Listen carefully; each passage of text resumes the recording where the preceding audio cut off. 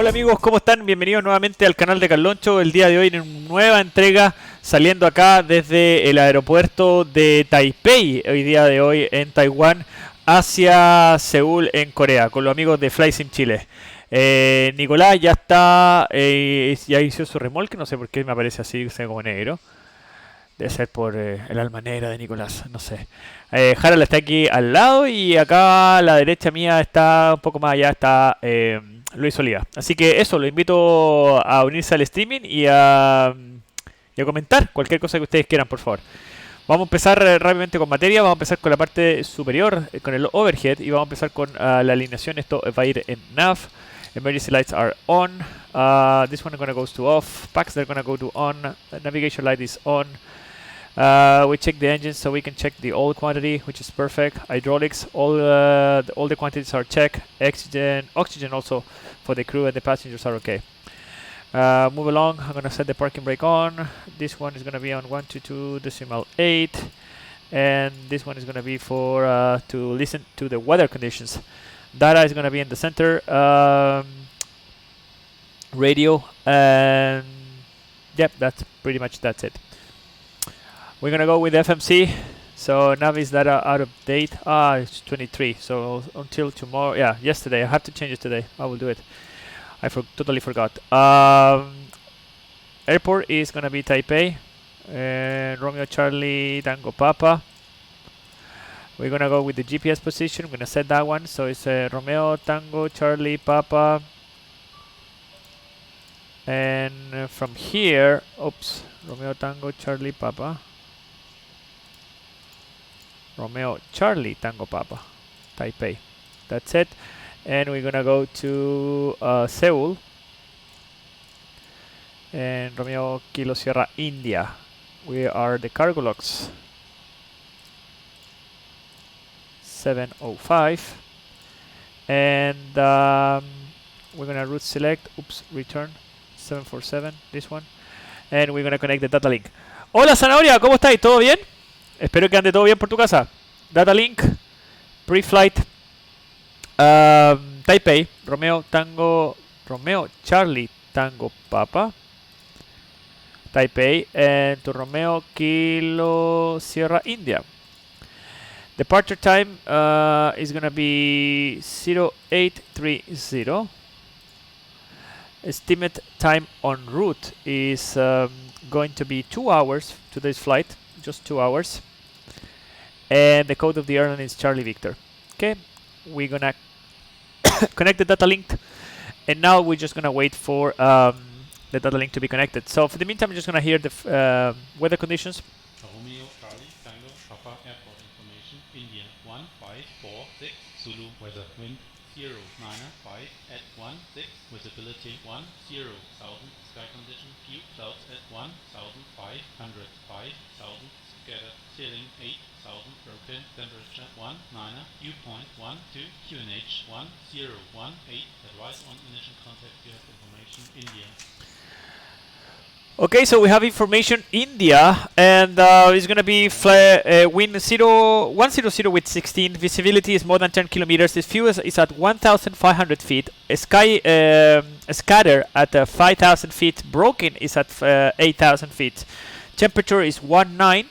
So we have 19 here. Dew point is 12, and the QNH is 1018. So we're going to set 1018 as well here. That's perfect. Marcelo, ¿cómo estáis? ¿Todo bien? Espero que todo bien, mi amigo. Todo bien. Acá todo bien, saliendo ya y preparando el avión para salir hacia Seúl. Okay guys, so now the data link is already connected, as you can see from here. So we're gonna go here and we're gonna request that route, okay? What is gonna happen right now is that the airplane is gonna connect to the servers of the company through the data link, which is actually using VHF radio, which is using this radio right now to communicate with the company. And we're gonna extract from there the flight plan, and the winds. In real situation, in real life situation, we also get the weather from there, from the company, and we get the load sheet from the company as well. Okay, so we have route 1 uplink loading, so we can see the next page.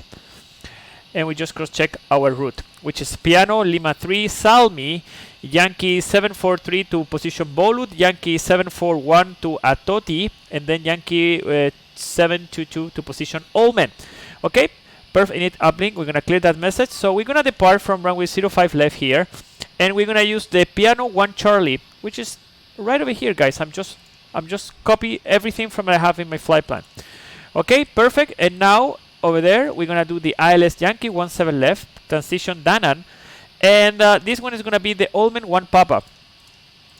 Olmen 1 Papa is here, so we have everything. We go to route. Everything is there. What is Pulun Danan? Okay, there's something here. Let me check.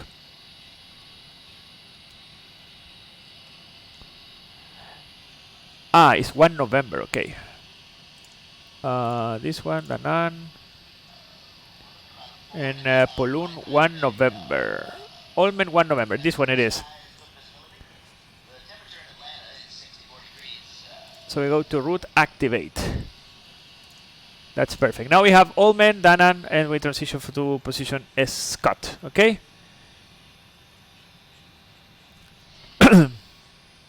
And now we're going to go to progress page, and what are we going to check here?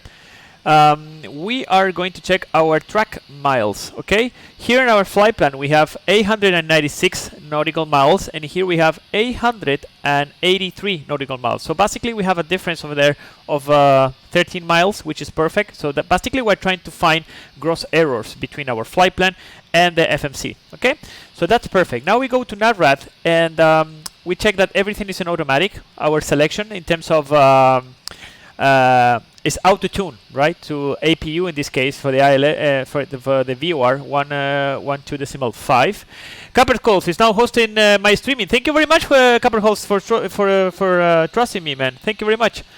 Init ref, I'm just gonna make a reject of this one, and what I'm gonna do right now is I'm just gonna set the reserve. I'm gonna clean the wind for the meantime, and reserve is basically the summatory of these two numbers. Okay, this one 3.8.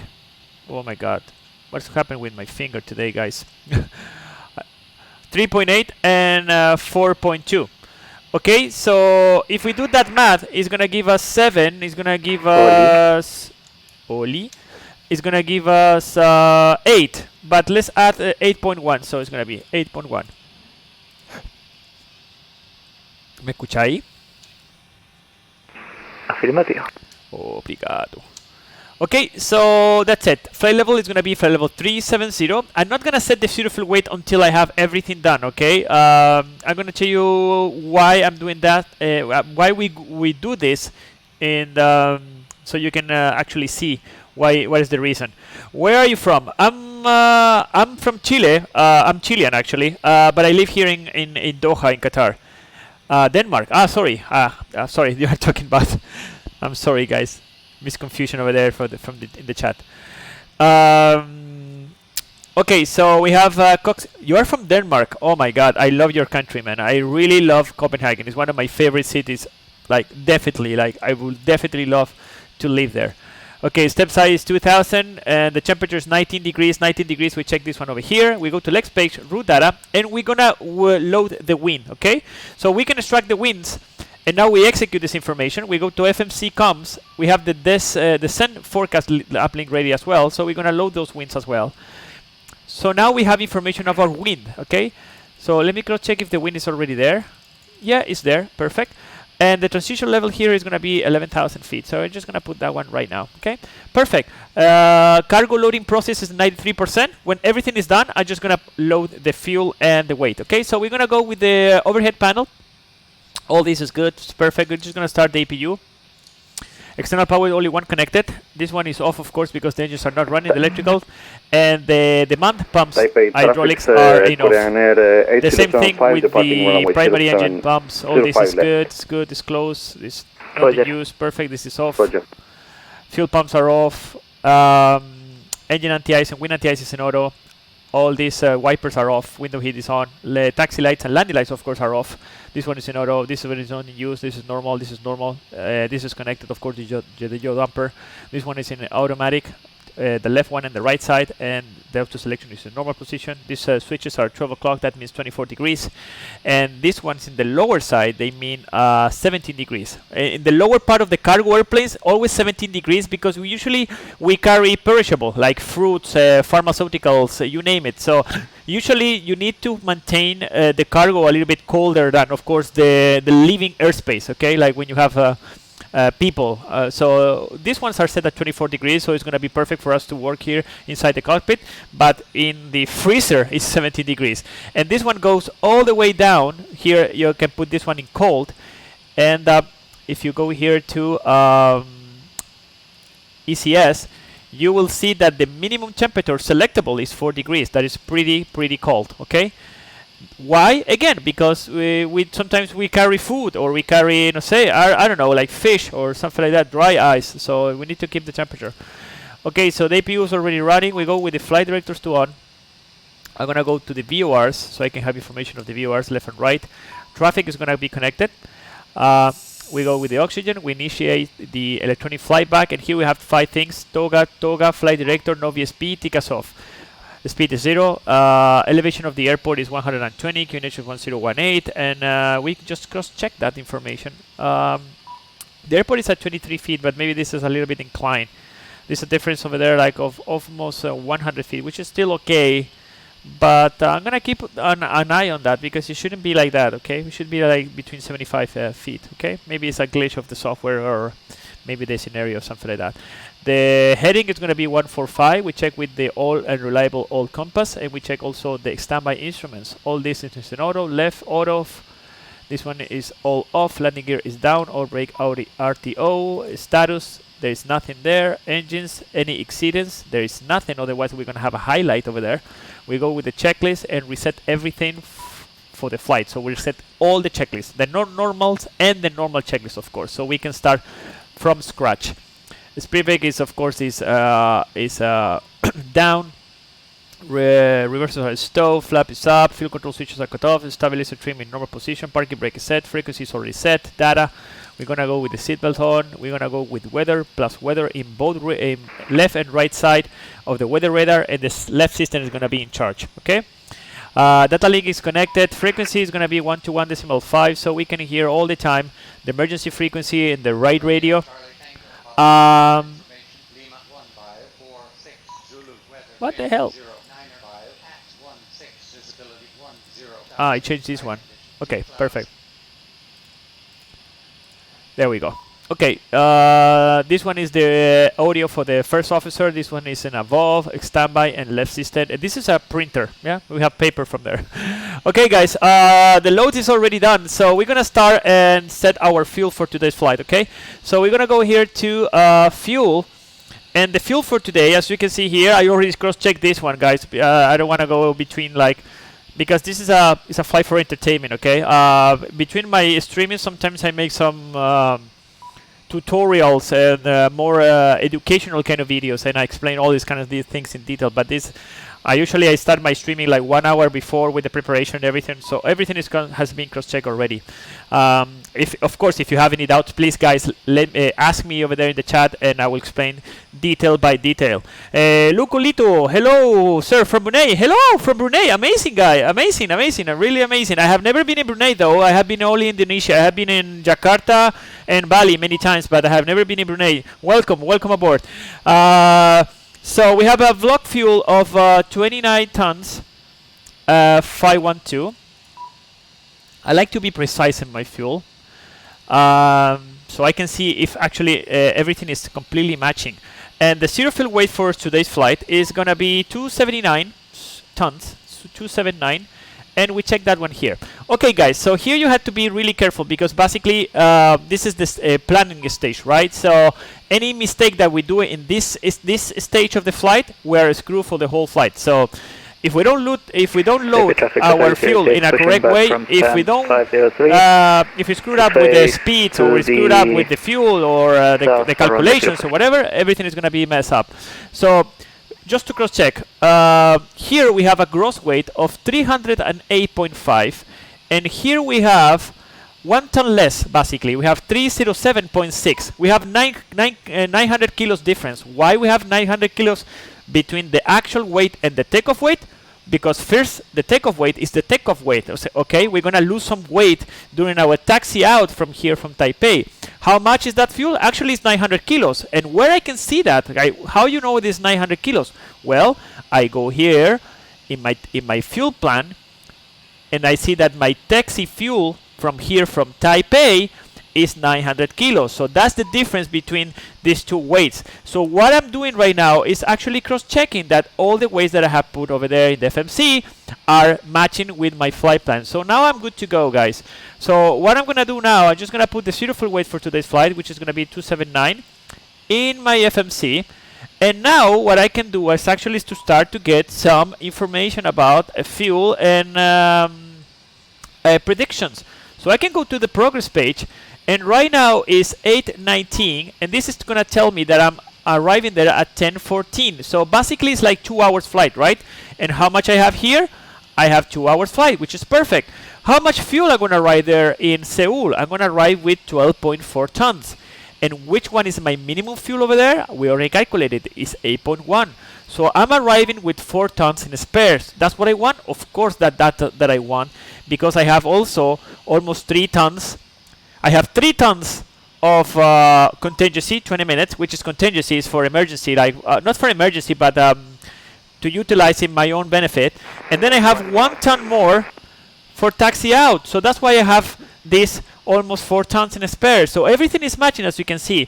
I spend a lot of time painting my planes with my crayons. Okay, that's good. That's perfect.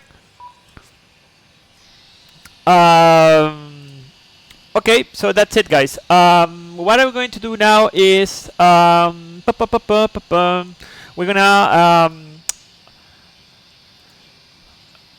gonna do our takeoff performance. So we're gonna go to performance. Runway 05 is gonna be, condition is gonna be dry. Wind, for the meantime, we have a little bit of headwind. We have 100 with 60 knots. So I'm just gonna put 0 to be conservative.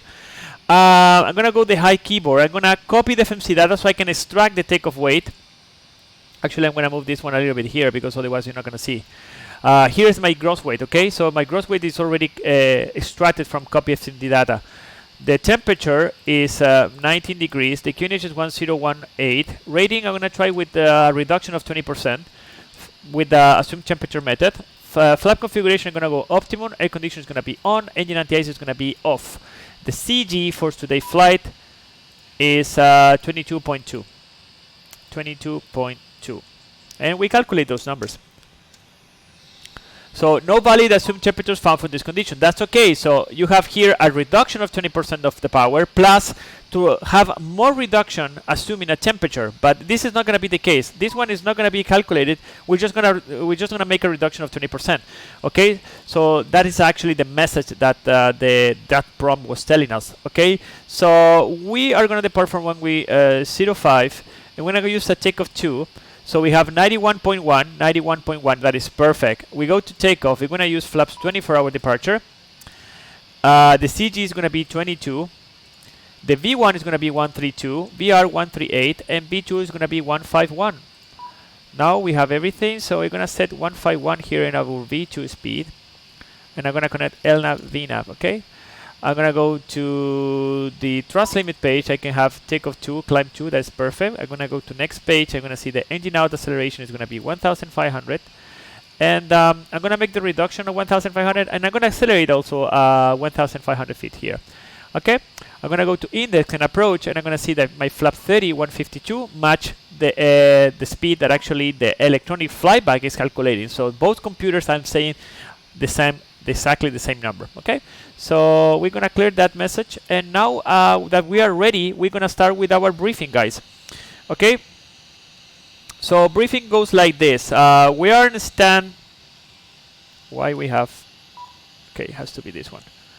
Okay, we're in stand 504. So pushback is gonna be facing to the south, November Charlie, and after that we're gonna taxi November Charlie all the way to the holding point of runway 05 left. The taxi out is going to be pretty much straightforward, okay? Emergency briefing before 80 knots we're going to stop for any relevant reason. Between 80 knots and approaching V1, we're going to stop for 4 reasons, which is engine failure, fire, predicting wind shear, aircraft unsafe or unable to fly.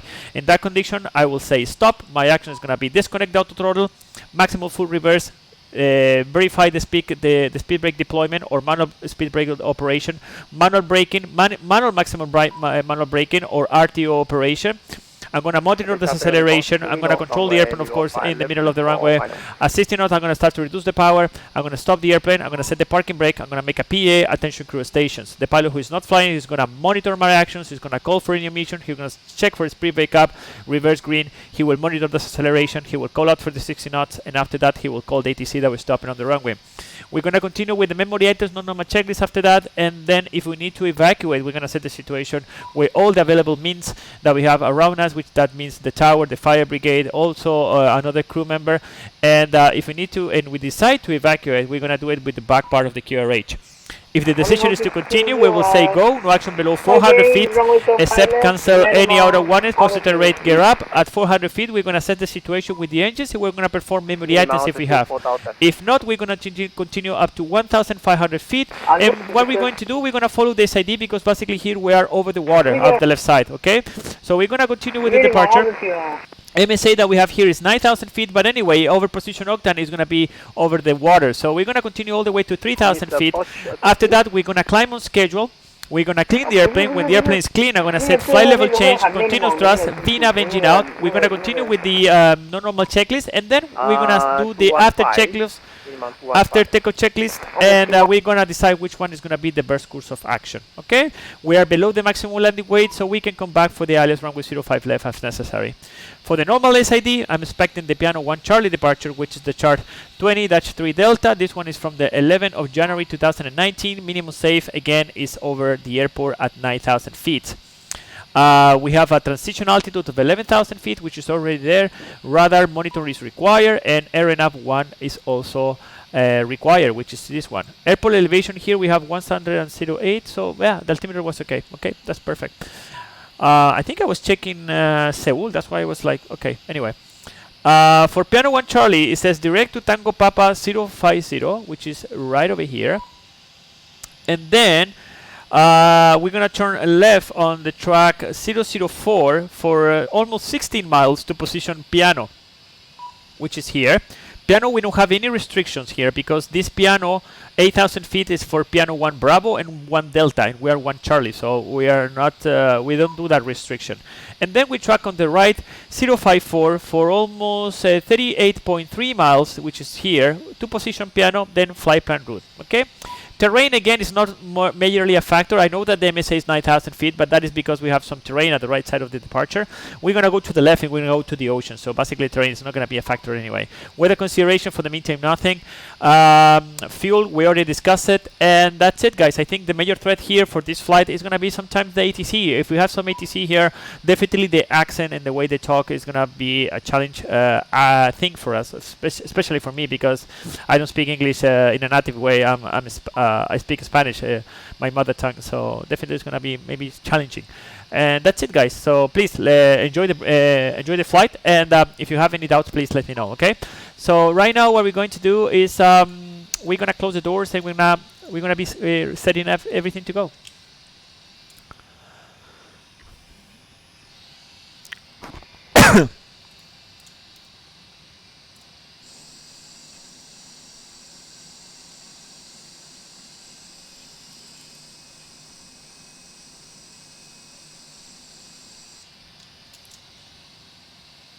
We're going to set everything for pushback and startup.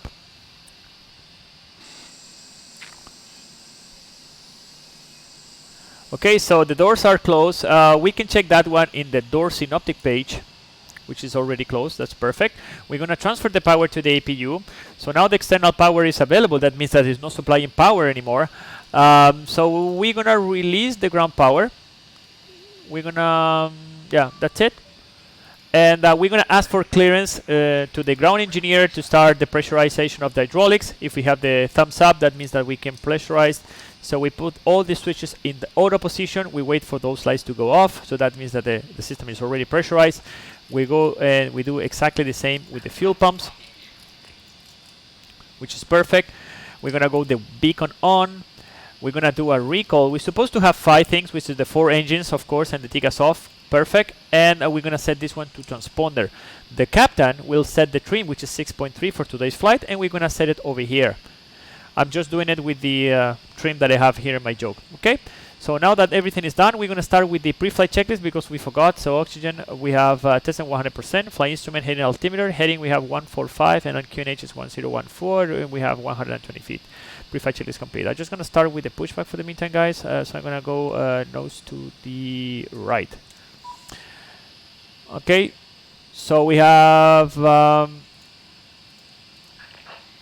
MCP v4.5, LNAV, VNAV, heading 054, altitude 8000, takeoff speed, we have 132, 138, and 151, it's perfect, CDO pre-flight is complete.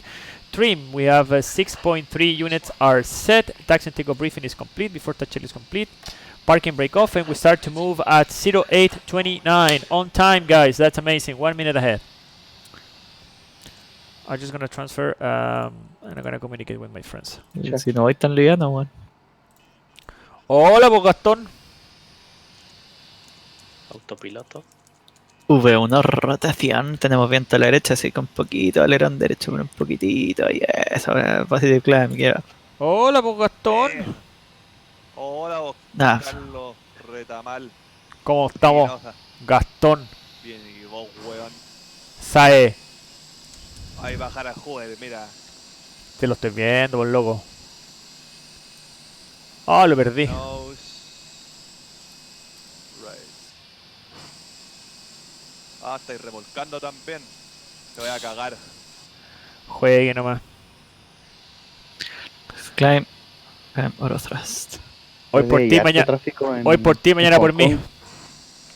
¿Cacharon que salió un nuevo escenario en Hong Kong anoche? Fue el de Taxi to Gate, que Sí, le hicieron una caché. actualización, Sí. los weones. Sí, bueno. Packs 1 y 2. Vamos con motores 3 y 4. Engines 3 and 4 run. Puede echar a andar al tiro también para no cagar. Dejar andar. Andar en tren. Andar en tren. Es de lo mejor. De lo mejor. Oye, el German Cargo. No, lo voy a echar.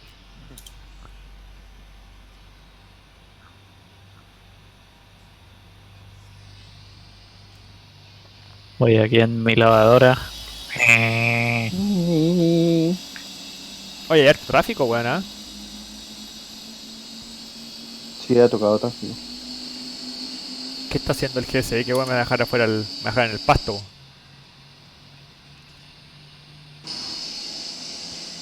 A mí ayer en Hong Kong me dejó como a 45 grados la wea. No sé por qué. A veces como que hace una wea media rara.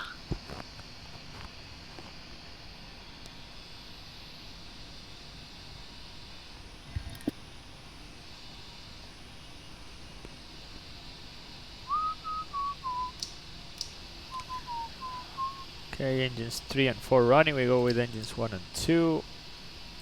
1, 2, 2, run. Run for cover.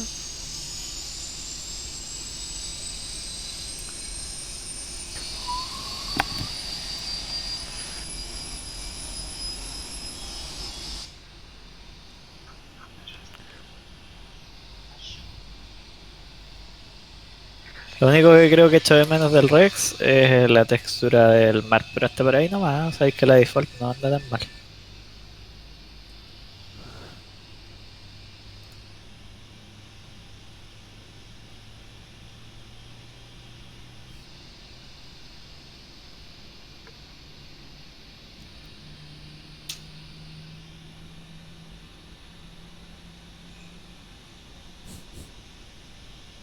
¿Cuánto vais de piano, Lucho?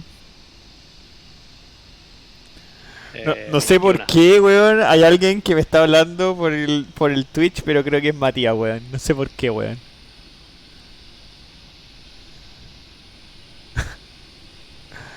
Lucho, ¿estáis vos detrás de esto también? Porque te quedaste callado. No, no ¿Qué pasó? estoy viendo nada. Sí, weón. No escuché. Te juro que no. No, porque los weones, así onda, me está hablando alguien y me está diciendo que pinta con crayones los aviones, ¿cachai? En su casa. Entonces como que dije, ah, ya, esta weá Ah, ya, esta como weá está ya. demasiado. Sí. ¿Cachai? Ah, Ok, épico. Alguien te escribió en chino, Sí, tu culito. Sí, po, tu culito, por eso te digo, po, weón. ¿Cachai? Ya, pues, la weá Sí, evidente. esa weá, por eso te digo, esa weá es Matías o el Lucho Lía, uno de los dos weones está detrás de la weá y se hacen los weones. Sí, La No, no wea. soy yo, estoy viendo otra cuestión aquí. De ser Matías. Engine anti-ice, No, Senoro, porque Win si fuera anti-ice. yo me estaría riendo con la risa esa que le da risa a usted. Sí, sí, sí. ahogado entero. La cagó. Tu culito, Sakayama. Ok, beacon on. Navigation light on. Ok, flaps 20. Igual me dio risa la wea. Pero el weón se tiene que haber registrado con ese nombre, cacho, lo bueno es eso. No, sí, ocioso. la cagó. No, Bueno, si hay weón y ocioso en Matías, pues weón, ese weón se es capaz de hacer cualquier Registraron wea. los 4 negros po weón de los ataúdes. Sí, pues weón. Weón ocioso. Sin Dale, contar rojo. la sin contar la la cagó. sin contar las innumerables veces, weón, de que no se han hecho perfiles falsos los weones para puro wearme. Estoy hablando, weón.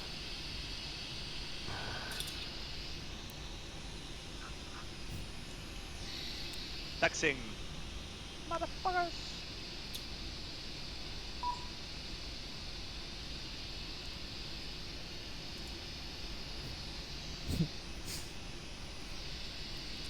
Okay, flaps 20, we're gonna go with flight control check.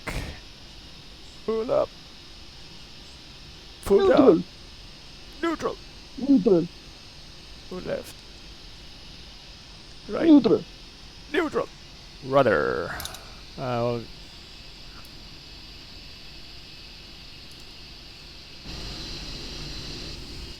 este no se ha desconectado todavía.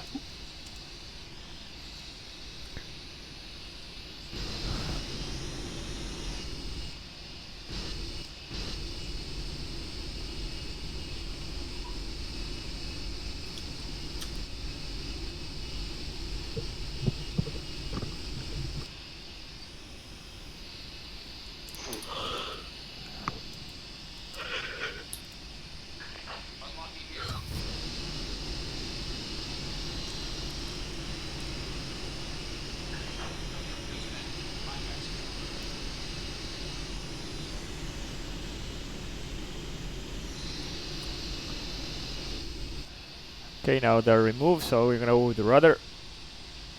Left. Right. Neutral. Okay. Recall, take us off. Before touch checklist, anti-ice is thorough, recall is checked, flight controls are checked, run equipment is clear. Before touch is complete. ¿Te estás moviendo, Gastón? Buena.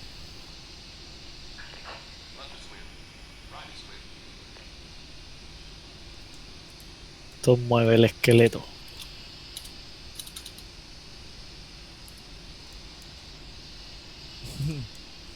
Chao, chao. Hoy día partió el Ramadán. Sí.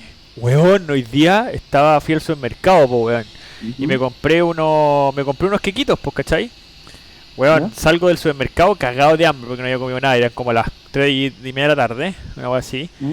Y me pongo a comer mis quequitos onda en el subterráneo, pues así del auto, ¿cachai? Con la puerta abierta para no dejarla cagada dentro del auto, ¿cachai? Ujú. Y de repente, onda, me pasa como un árabe así, weón, y me mira con una cara así como de culo. Y yo le dije así, la típica mía, así, ¿y este weón? ¿Por qué me está mirando, cachai? Y de repente me doy cuenta que es Ramadán, pues weón, no puedo estar haciendo esa weá. ¿Qué estás haciendo? Estaba Comiendo, comiendo po, un weón. queque, pues weón. Estaba cometiendo Y en herejía. ¿Y por qué? ¿Cuál es el concepto detrás de tu falta? Que tú deberías estar haciendo ayuno. Recogimiento Ah, pero y esa ayuno. weá es para los islámicos nomás. Sí, pues, pero No, estamos en Sí, un pues, país pero por un tema de islámico y respeto, tenemos que todos- respetarlo, todos po, están cagados de hambre, po. ¿cachai? Ah, ya, es por Está respetar por su ahí ayuno. nomás porque llega la noche y se dan la pala esos hueones.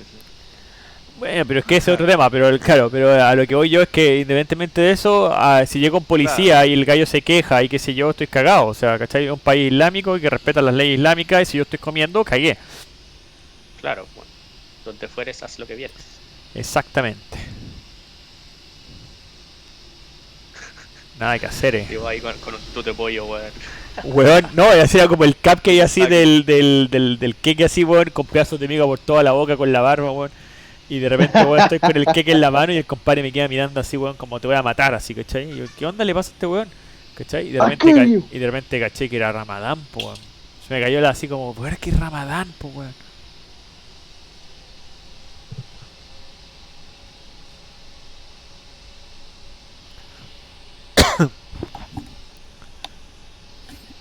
Igual los restaurantes atienden en el día o cierran. Atienden, O pero 2 horas. tenéis que solamente hacer delivery, tenéis que llamar, Ah, ya. te hacen delivery a la casa. Y ahora con la cuestión de esta cuestión del coronavirus, solamente es delivery, no podía hacer más como ir a buscar así, onda, ir a buscar tu No. comida y llamaste y ir a Oye, buscarla. ¿estaba abierto el súper? Sí, sí, está abierto. De día. Sí, sí están todos abiertos. Ah, Ah, Lo que los único, Lulú, esos creo que abren en la noche. lo único que no pueden abrir son como otras Eso me cuestiones, acordaba. pero salió ahora que todas las cosas están abiertas y hay una restricción de 9 a 3 de la tarde, pero no aplica para restaurantes, ni supermercados, ni nada. De hecho, el supermercado Ya. está repleto, bueno, así lleno de gente. Sí, pues fin de semana. Fin de Oye, semana.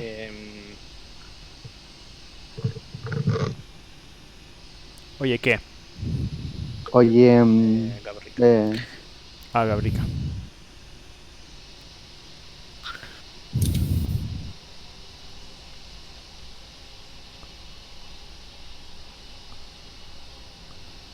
El Matías dijo que él iba a salir a las 18 horas desde Seúl hacia Anchorage, así que ahí nos íbamos a cruzar. sí. ¿Cachai eso, weón?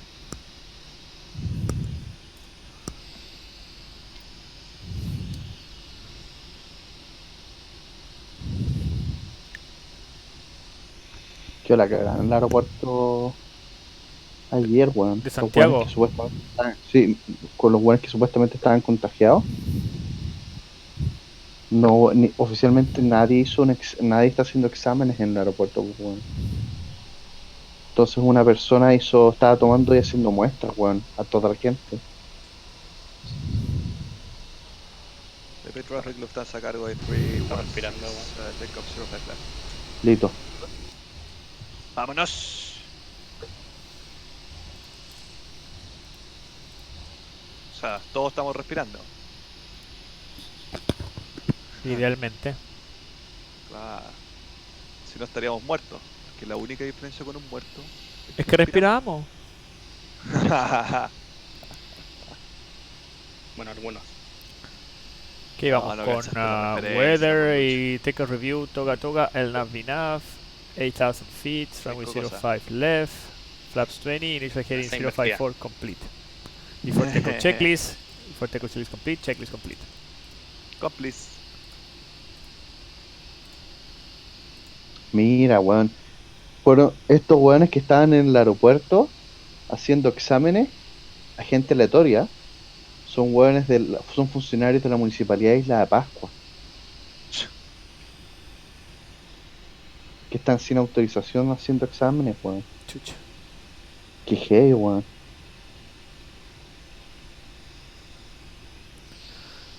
Ralph Snakes. Hello, Captain. How it's going? Adivina quién se desmarcó de todo el tema. No me puedo, weón. Ralph Snakes, hi, how you doing, man? All good? Take off. Y adivina quién No acusa. sé ¿Quién les si era pre- Matías, weón. Chao, Carlos. Chao, chao. ya adivina quién dice que les permite hacer los exámenes. No me puedo, weón. Ya no me puedo, weón. Set. Oye, no sé si era Matías el del Twitch, weón. Oh, debe ser Chito, bueno, una de dos. No, Chito tiene un nombre.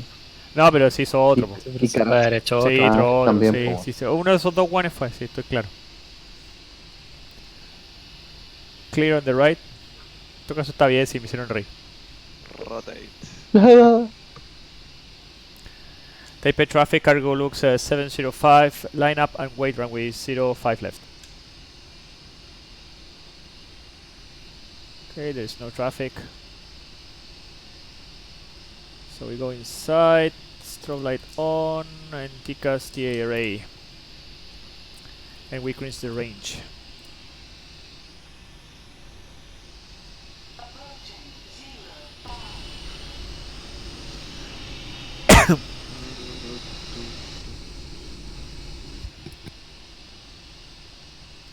We're gonna set a clock, Piano, and qué we're gonna amable, give weón. him 2 minutes for separation. Directo piano. El weón será un directo y da la gracia. Esas son viejas tallas, po, Lucho. Pura facilidad acá en Taiwán, pues, weón. Claro, exactamente. Muy amable. ¿Cuándo van a venir, cabrón? Puta, no cacho, weón. Sí, Yo lo sí. único, Que yo, hay que matar. yo lo Hay único que matar digo, una vaca y un lo único que chancho por digo, lo menos. sí, pues bueno. Yo lo único que digo y no estoy haciendo una competencia ni nada, pero el único que ha sido de verdad es Gastón, que vino a vernos, weón. Oh, como patada a los huevos, loco. Yo podría, Gastón, yo puedo llegar, pero se cuelga un morral y va, pues weón. Así, esa es toda su Parking complejidad. brake set. pues, weón. yo puedo llegar, pero hasta Dubái, pues, weón. Ah, bueno. Después tenés que Que- tenés que cavar un hoyo y esto- La dura, weón. Y eso es como tan cerca y tan lejos. Claro, sí. Oye, Ok, luces, ticas, transponder, ok, Seúl. Here we go. Here we go.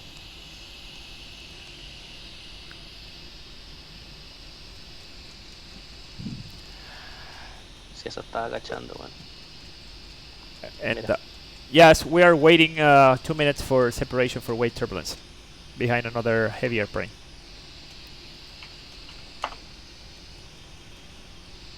Como que me falta ese pedazo. Este pedazo del mundo.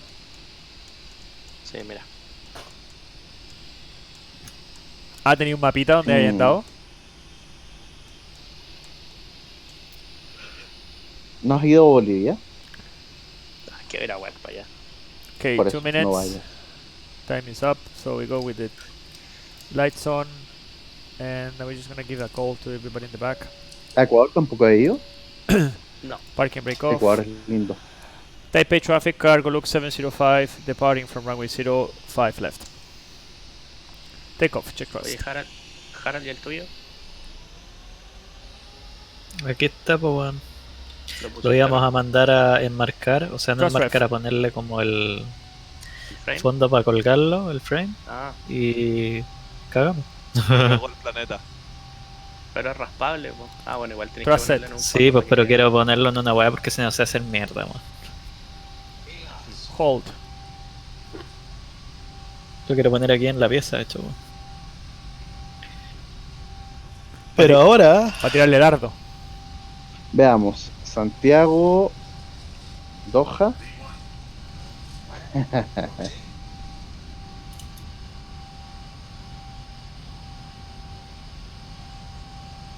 Lufthansa o la hoja. Gear up. No. British, Qatar Airways, British bueno, Sea. sería. El British. autopilot Yo on. tengo. Yo tengo Autopilot in convenio con command. British El nav. Airways. Todos esos convenios que la TAM va a perder cuando se vaya a One World. Ah, vamos a tener Delta, weón. La raja la weón. Nosotros vamos a mantener Delta, de hecho. Eso es lo que tú crees. No, sí. Que es un convenio interlink. Oh, entonces vamos a tener pasaje en Sky, weón, filete. No, porque el convenio es con Delta. Estoy bugueando, weón. No es con ¿Cuál no es es el por, valor agregado de esa weá? Por Sí. eso estaba weando. La wea. Transition. Ni se Set reclinan estándar. las cagas. No, So we have the reduction Pero now. bueno, Climb no 2. salimos a tiempo, son importantes, weón. Lo importante es llegar a tiempo. También llegamos a tiempo. And we're De gonna hecho, set our cruise llegamos level, adelantados, which is en realidad. flight level 370. Yo voy a decir que llegamos adelantados, weón. Déjala cagar, weón. A ver, veamos. Jet Star Asia.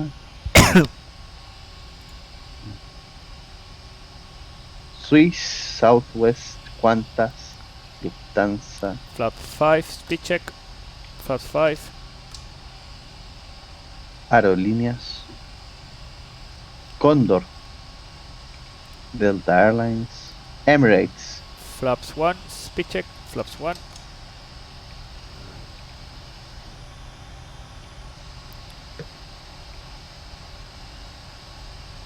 and flaps up. Speed check, flaps up. Engine anti-ice is in auto. Oh, qué bueno, hay unos molinos de aire, o sea, de viento saliendo. Y sácate una canchita de golf, ¿ah?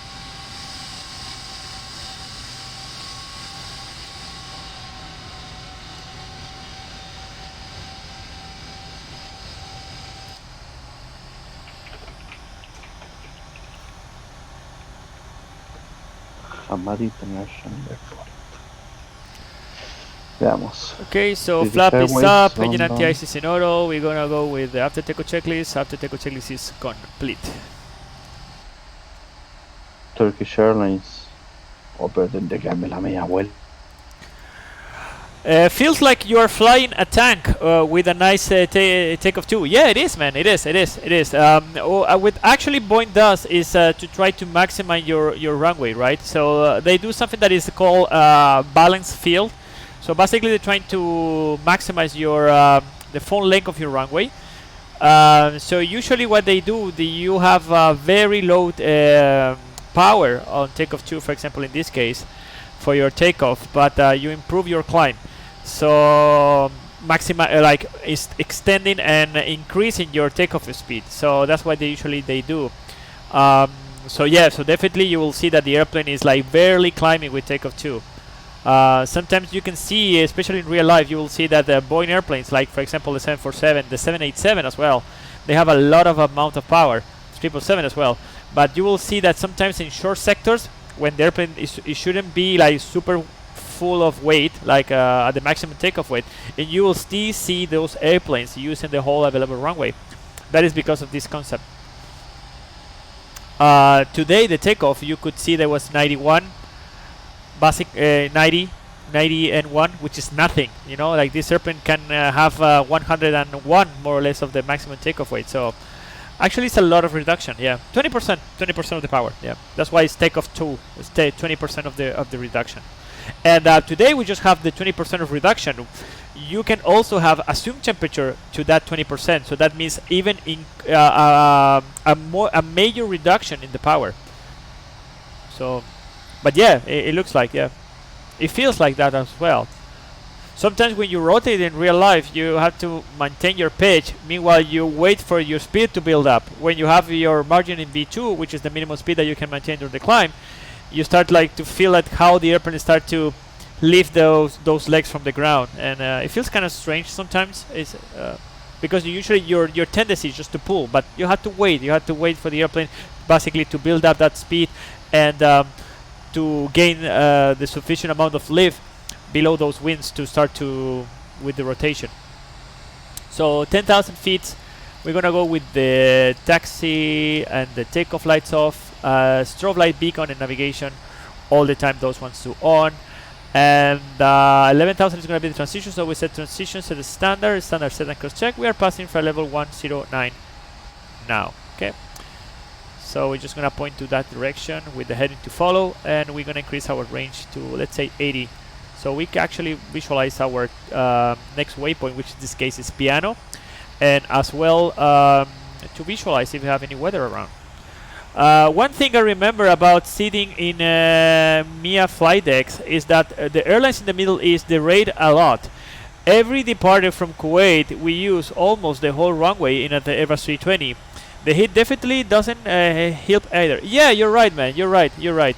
Well, they use the rated, of course, and the flight is not that long as well. So usually a flight which is not that long, and you are not very restricted in your maximum takeoff weight, it will allow you to reduce your takeoff power. Of course, you have to remember that for example, this cell phone tons, I don't know, weighs 100 tons, right?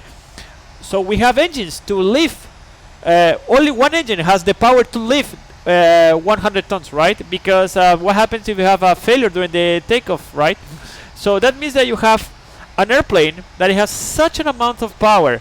So when this cell phone, which weighs 100 tons, sometimes weight 75 tons, you need to reduce your power in order to make an effort to reduce your engine life and also to make a more economical takeoff in terms of fuel consumption as well, and also for maintenance.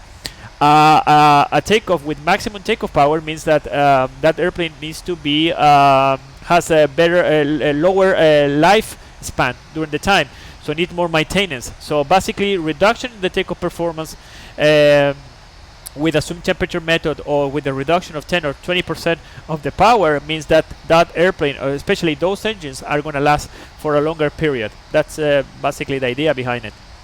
And also for you as a pilot,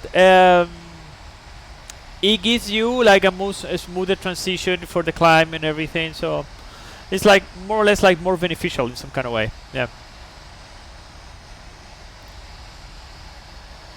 Okay guys, so apparently the only thing that we have here around is some weather here on the left side, but I don't see anything else. Luckily for the meantime we have 52 knots of tailwind, so we're more or less okay with that. Let's go to the VNAV page so we can see which one is going to be our flight level for today. Right now we are climbing to flight level 370, but in 91 miles more after the top of climb, we're going to be able to climb to flight level 390. So I'll tell you what, I'm going to climb immediately to the flight level 390. So I don't want to wait. So 390 is going to be here. And what I'm going to do, I'm not going to change anything here. I'm just going to push that knob, okay? I'm going to push this knob, and this is going to be transferred to the FMC. Look at what happens, guys. So I'm just gonna, here my cruise level is flight level 370, right? So if I don't make any change, what is gonna happen is that the airplane, even if I put 390 here, it's just gonna go to flight level 370, which is the cruise altitude that I have. But once I press here, that altitude is transferred into the FMC, especially to the VNAV page, and now the altitude that we are going to maintain is flight level 390. So that's how it works, okay? So now putting this step size of 2,000 feet is pushing the FMC to calculate a climb to flight level 410, which apparently in this route is not going to be possible, okay? So that's why we have none there. So what I'm going to do now, just to have a more clear picture of, have everything in agreement, I'm just going to put the step size in 0 because there is no need to calculate a further climb. And now we have new predictions. So we have 1043. The arrival there, so it's like more or less in 1 hour and 50 minutes, and the arrival fuel is going to be 10.5 tons, and the minimum fuel there is 8.1, so we are going to arrive with 2 tons in spare, which is pretty good, to be honest. In your experience, are the rated used in most flights? Yes, I will say the 95% of the flights we use the rated. Like in very kind of weird situation, we use the maximum takeoff power, and maybe okay. First of all, it's very weird, at least to use to have the maximum takeoff weight for a flight. Okay, unless the flight is super long and you're super restricted or something like that. Okay, that is one of the possibilities to use maximum takeoff weight. Maximum takeoff thrust. Another possibility that might you use maximum takeoff thrust is when you have some windshield alerts around the airport. If you have a windshield report and you are very limited in your performance, maybe you might consider to depart with maximum takeoff weight. So that will give you an extra performance in case of windshield encounter. So there is one thing less to worry about because your power is going to be already set in the maximum takeoff power during the initial climb out. So that's another reason why to use why you might use full takeoff thrust for the departure. Another one, it might be I don't know, maybe high and hot. When it's too high and too hot at the same time, those combinations are very bad for the engine. Sometimes in terms of performance wise, it gets degraded a lot. So you might consider as well to use maximum takeoff thrust. Sometimes when you have these combinations of high elevation, let's say an airport like Johannesburg, which is at 5,000 feet, and sometimes during the summer it can get really hot over there, like 35 degrees, 40 degrees, or something like that. With those combinations, you have a lot of issues, like things that actually degrade your performance significantly. But one of the things that you might consider is also your tire speed. Okay, with that height at 5,000 feet, your true airspeed, of course, is higher than usual. So your ground speed, of course, is higher because they are directly connected. So that means that your tire speed, you can actually overpass your maximum tire speed during the takeoff run. So in order to reduce that, one of the things that actually is good to do is to put maximum takeoff power. So your performance, it gets improved. Your takeoff run is going to be shorter, and your speed is going to be lower as well. So there's a few possibilities that you might use your takeoff power, maximum takeoff power, but I will say that 95% of the time we use a reduction of the performance of the engines. In this case, with a reduction of a 10 or 20% with an assumed temperature method. It's a combination of two things. One thing is the reduction of the power, and the other thing is also the reduction of the power assuming a temperature higher than the actual temperature. Okay, and in Boeing permits you to basically blend those two combinations. You can have a reduction of your power in a certain percentage, in this case 10 or 20%, and plus to that reduction to add even more reduction assuming a temperature higher than the outside temperature. I don't know if that makes sense, but that is more or less the explanation. Okay, so we are passing flight level 300 now. So what we're going to do, I'm just going to set the seatbelts to auto. So we're going to release everybody so they can go to P. People need to go to P usually. They want to go pee, they want to stretch, they want to go for a coffee, whatever. They saw a beautiful lady in the back, so they want to talk. Well, anyway, this is a cargo airplane, right? So yeah, like this box wants to talk to the other box. It doesn't work that way, but yeah.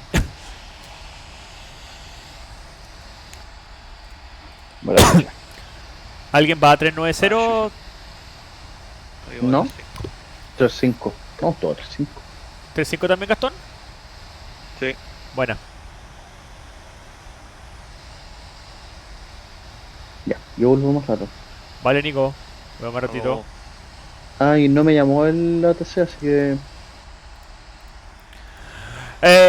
How do rain conditions affect the re-rated? Not exactly thunderstorms of wind shear, just moderate heavy rain. Well, heavy, moderate rain, actually wet conditions. Let's talk about contaminations on the runway, right? There's no... basically, what actually degrades your performance is the contamination on the runway. Contamination on the runway means that runway is contaminated in his with more than 25% of the whole length of the runway. Okay. Having said that, for example, wet conditions, which is basically means you have a little deposit of water over the runway, doesn't affect you in your derated. You can still derate it, and actually you can still make an assumed temperature with those conditions. What you cannot do is when you have contamination or contaminated runway, like for example, I don't know, more than 3 millimeters of slush or 3 millimeters of dry snow, 15 millimeters of dry snow, whatever. Those means that actually your runway is contaminated. In that case, you need to take off. You can take off with a derated, but you cannot take off with an assumed temperature method. Okay, I don't know if that makes sense. Okay, you can derate it with contaminated runway, but you cannot make an assumed temperature method. So, for example, today we did a reduction of 20%, right? So that means that we had this combination. Okay, but what I cannot do is to have, for example, a slush. So I had to tell to the system, let's say 3 millimeters of slush, and then I want to make an assumed temperature method. I'm going to calculate. Look what's going to happen.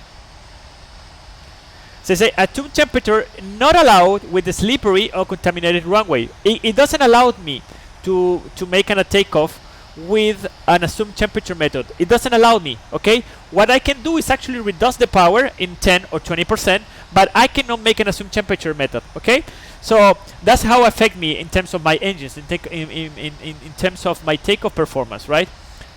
usually what happens as well, you can see here with the sludge, with the contamination, what happens is my V1 is start to reduce, because what the airplane wants to do, or like the performance, the engineers who designed this, is to make the possibility to the pilot to take the decision to continue a little bit before than when you have a dry runway. Okay, so look, for these conditions, with contaminated runway, with the sludge condition of 3 millimeters of sludge, it's like something like this, my V1 is going to be 122. Look what happens when I have dry runway. Okay, no valid assumed temperature for the conditions. My V1 is increased 10 knots, 132. Why? Because right now I have better stopping capability with dry runway, so my acceleration stop distance is more or less is improved, of course, because of the dry runway. Is not affected as much as when I have a slush or contaminated runway or wet runway. So my V1 is increased, and with these conditions, actually I can have a takeoff power with a reduction of 20% plus an assumed temperature method. I know. Let me know if that makes sense to you.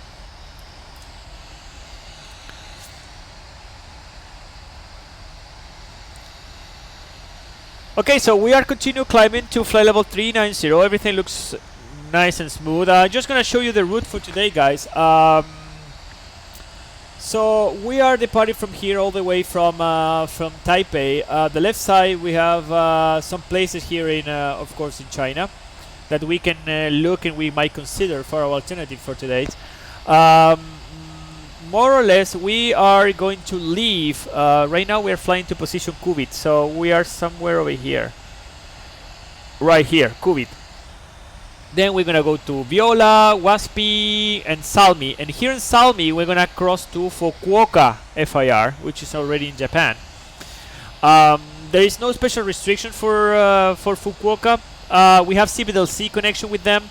Sadly, here in the simulator, especially here in PMDG, is not simulated, so we're not gonna do anything about it. And we're just gonna cross a little bit of sector over there of Japan, and then here in this position,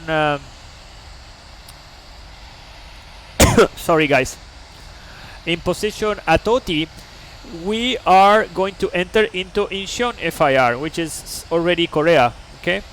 We don't have special restrictions as well in terms of communications. We have some speed restrictions as well, but nothing actually kind of weird. The usual stuff below 10,000 feet to 50, and in Class Charlie and Delta airspace at or below 2,500 feet. Within 4 miles of the airport is going to be 200 knots, which is more or less the same that they have in the United States. Okay, United States, you cannot just depart and just climb immediately to maintain 250 knots. You need to maintain 200 knots between 4 nautical miles around the airport and below 2,500 feet. Okay, so that's pretty much about our route. In terms of weather, there's actually nothing there, guys. That's one thing that always confused me. If a 50 degrees derated is the same as takeoff 2, why shouldn't be able just to use takeoff 2 instead of derated? Also, does turbulence clouds affect your takeoff rating at all? I don't understand very much the question. Let me wait here to maintain my cruise level. I'm gonna read it again so we can discuss about it. Okay, that's one thing that always confused me.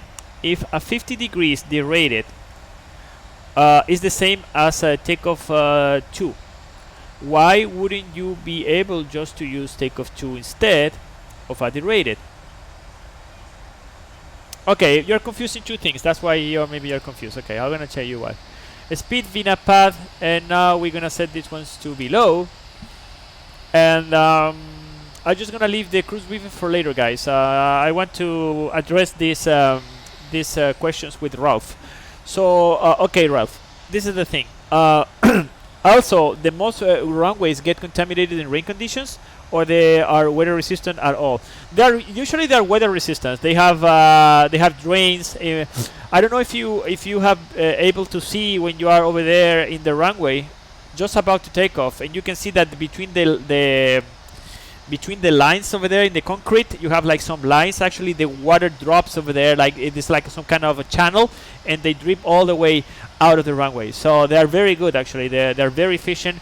They drain the water So the runway don't get contaminated very easily. It has to be a very severe rain in order to have a contaminated runway. It's very severe. Unless you have ice or things like that, that's of course definitely is gonna contribute with the contamination. But water, usually the runways are designed to drip off the water very easily. About your question about the derated and the room temperature, okay? You have to understand this in this kind of way, okay? Look at my hands, okay? I know this can sound like super silly, but it's the best thing. Maybe I don't know. One of the things that actually I have been thinking how to explain this, okay? So this is the engine, right? Like this is my whole power. Let's say this is 100, okay? 100 is my total power, okay? It doesn't matter if it's pounds or whatever, newtons, doesn't matter. 100 is my total power of this engine, right? What Boeing tells you is that this airplane has this sufficient amount of power that you can officially reduce the power of this engine in a 10% and in a 20%. Okay? Perfect. So that is a certified engine for that engine. Okay? So that means that when I reduce the power to 20%, that is certified, and when I put a reduction of 20%, that engine is also certified. Okay, perfect. So what happened between 100 and 19, which is 10% reduction? I can do unlimited reductions of the power with an assumed temperature in between these two lines, and between the 90% and the 80%, which is means basically a reduction of 20% with the 100, right? You have immediate possibilities in between, which are an assumed temperature method. And from 20 to below, you also have a certain percentage of reduction up to 45%. Okay? So, when you reduce the power at 10%, okay, you have a certain amount of power, right? Which actually can be actually the same. Look, I'm gonna do an exercise for you, okay? So maybe it can be more clear for you. Right now, my takeoff 2 power is 91.1, okay? So if for any reason I lost one engine, I just maintain my power to 90.1%, and that power, it should allow me to climb without any obstacle problems up to 1,500 feet when I start my third segment, okay? When I start to basically level off and I start to accelerate the airplane, okay? Okay, perfect. That's for takeoff 2. Let's see what happens with takeoff 1. Look, this is a reduction of 2% for this takeoff. Now I'm gonna make with takeoff 1. So what is gonna happen now? The airplane is gonna calculate a reduction of 10% plus an assumed temperature method in between, basically to match more or less that power. Look what is gonna happen. Calculate. So we have 90.5, which is more or less the same as takeoff 2, as you remember. The other one was 90.1. Here we're going to have 90.5. But now we have a reduction of 10% of the power, plus another reduction of power up to 52 degrees. Because the outside temperature is 90 degrees, so we are assuming that it's more hot outside, so basically my performance gets degraded. So I can reduce the power of my takeoff up to what level? 52 degrees centigrade. I don't know if that makes sense, right? So actually you can make combinations of two things. The problem is, and that's why sometimes you need to derate only, is because derated, as I told you, is a certified power for the takeoff. So in the event of an engine failure, you just keep the power and that's it. But for example, right now, if I departed with these conditions, okay, and I have an engine failure, what I will have to do is to memorize which is takeoff 1 maximum power. So I go here to show full, and I can actually put more power up to 94.4 in order to get the maximum power for that derated. I don't know if that makes sense. I know that it's terribly difficult to understand this, but basically what you need to know to understand more or less this is just like you reduce your power just to take some economical beneficiation behind these methods, okay? Like today, flying the 737 out of Newark, the runway was contaminated. I did 60 degrees of takeoff derated. No. You didn't do 60 degrees takeoff derated. You did a 60 degrees assumed temperature method. You did this. not this. Okay, 60 degrees, it doesn't mean derated. Right now, for example, here is not derated. Oh, sorry, it is derated. It is derated how much? 10%. For derated, you have two possibilities. You have a derated, you have derate the engine 10% or 20%. So that means takeoff 1 or takeoff 2. That's it. You have two possibilities of derated. That's it. What did you do over there is maybe you derated the engine in one takeoff 1, for example. You calculate those ones, and you derate the engine 10% plus you make an assumed temperature of 52. Okay. Again, look at the power, 95.5. Okay, 90.5. So that means a reduction of 10% plus a 52 degrees reduction. Okay. So 90. Let's write down one. 90.5. Okay, 90.5. So what I'm gonna do now is just gonna put takeoff 1 without the assumed temperature. So I put show full. So I show full for this derated. Okay. The maximum power for takeoff 1 is 94.4. Okay. So we have 94.4 and we have 90.5. Okay. 94.4 is the 100% power of my N1, my takeoff 1. I'm sorry. Okay. But my assumed temperature method reduced the power from 94.4 to 90.5. I don't know if that makes sense to you. Please let me know.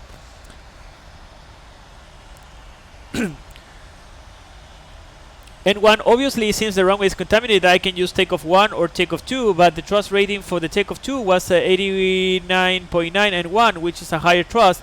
Why shouldn't be able to use takeoff 2 instead of assumed temperature? You are actually, takeoff 2 is the thing that you can use. You can use derated.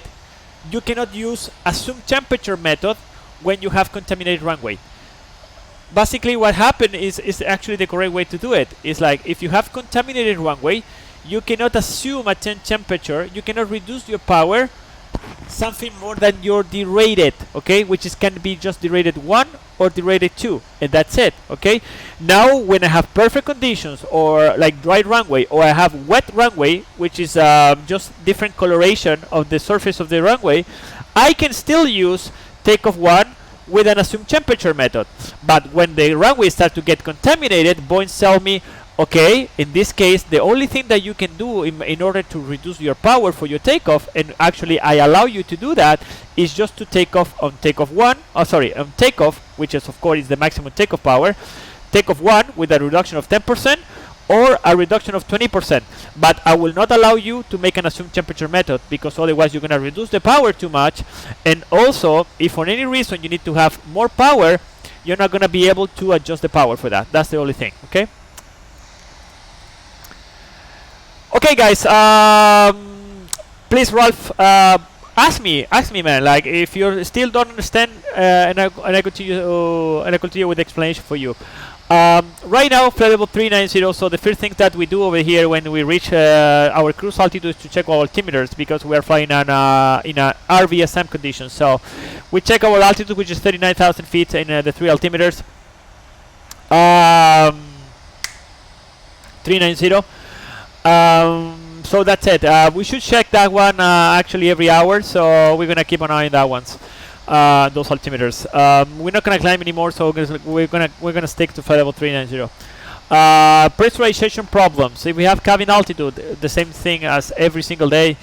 We are going to protect ourselves with the oxygen mask. We establish crew communication. We check the cabin altitude and rate. If it's uncontrollable, I will say emergency descent, flight level change. We're gonna change the level here to gonna be flight level 100. Flight level change. Heading, I'm just gonna maintain the track because there is no traffic. Flight level change, I'm gonna change from Mach to indicator airspeed. I'm gonna close the thrust lever, speed break up, we start the descent. The other pilot is gonna deploy the oxygen mask. He's gonna put all the lights on, so we advise to all the traffic around us. We're gonna put the seatbelt on 7,700 feet. We're gonna declare the emergency in all the frequencies, and then we're gonna join as a crew in the checklist. Once both we are assured that it wasn't explosive decompression, we can accelerate the VMO, MMO. Okay? We're gonna make callouts 2,000 feet before level off, 1,000 feet before level off. At 10,000 feet, I'm going to make a PA. Passengers and cabin crew and passengers, you may remove your oxygen mask. One pilot removes the oxygen mask first, then the other one. We assess the situation and we decide which one is going to be the best course of action. For the engine failure, we're going to see which is our altitude capability. We go here to VNAV page, VNAV engine out. Right now we're maintaining 390, but in case of we lost one engine, we're going to be able to maintain flight level 360. Okay, so we're going to set 360 here in the MCP altitude window. We're going to execute this. We're going to start with the drift down. And after that, we continue with the normal checklist of memory items, whatever we have. We're going to declare the emergency, of course. In this case, we have 4 engines, so we're going to call PAN. Mayday is not critical in a 4 engines airplane. And again, we're going to decide which one is going to be the best possibility for us. Right now, we have Taipei in our back. Also, we can consider here that our route Shanghai, which is Zulu Sierra Papa Delta, is going to be more or less in the position Itoti. So it's going to be just on a couple of track miles more to go, which is more or less here. So we can consider Shanghai in China, and then we just continue all the way to Seoul. Okay, flight-wise, in terms of any special procedure, we don't have nothing basically, and there is no ATC as well. So that's pretty much for the cruise briefing for today, guys. I think I get it. You may need to go higher than what you assume temperature in the event of an emergency, but since the takeoff 1 and takeoff 2 are strictly derated, they won't exceed the engine rating in the takeoff, which at some weights might be necessary. Yeah, in some weights it might be necessary, or especially if you have obstacles in front of you. So what Boeing tells you, okay, is it tells you like, if for any reason you need to increase your power, don't go beyond your derated. Don't go beyond derated. So okay, so how we can put like some nets to basically to mitigate the error of a pilot who are taking off from a contaminated runway, and he's doing a derated plus an assumed temperature method. Okay, so basically that means a lot of reduction of the power. So Boeing says like, no, don't do the assumed temperature method. We just allow you to reduce your engine in derated. Okay, so that you have 2 possibilities, which is 10% or 20%. That's it. If you have a failure, don't worry, because your maximum power is already there, because it's a power which is certified. Okay, that means that all the constraints during your climb has been already taken into consideration. That's why Boeing tells you, okay, if you have a contaminated runway, use derated 1 or derated 2 of takeoff power, maximum takeoff power if you want, but don't do reductions of the assumed temperature method in between. Okay, that's more or less the explanation behind it. But it's a heavy subject, I know. It's very difficult to understand, but what you have to understand in total is like you have 2 possibilities in terms of derated, which is you have your maximum takeoff weight of maximum takeoff always of there available for you, which is takeoff. Okay, that's your maximum takeoff. That's TOGA. Okay, maximum takeoff power for your airplane. And then in between you have takeoff 1, which is a reduction of 10%. Then you want to have more reduction. Perfect. You have takeoff 2. Okay, that's for contaminated runway. That's it. Forget about it. Okay, and then if you have good weather conditions, you have maybe a little bit of rain, so the condition is wet of the runway, right? You have a little of decoloration, a little bit shining over the runway. It's still wet. It's perfect. Okay, your takeoff like today is dry. Perfect. You can do a reduction of the derated in this case of 10% of 20%, plus you can do additional reductions with an assumed temperature method. That's the only story behind it. Super simple, super easy. We can go more deep if you want, but I think for the purpose of this channel is a little bit difficult to explain you from here, right? Like I don't have the papers here and everything. So, but that is almost like the whole science behind it. Okay. Anyway, thanks for the explanation, man. Getting the real world insight makes me fly the sim so much more fun. Definitely, man. That's the idea. The only thing that, again, like just to close the subject, is like if you have a contaminated runway, even the software doesn't allow you to make an assumed temperature method. It will not allow you. Okay. The system has some nets, right? So we can counteract the possibility to do mistakes. So when you have a contaminated runway, the only possibility that you have for takeoff in terms of power, of course, is to have TOGA power, which is takeoff, to make a reduction of 10%, and to make a reduction of 20%. That's it. That's pretty much that's it.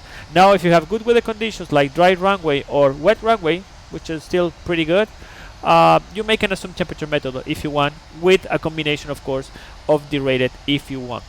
That's it.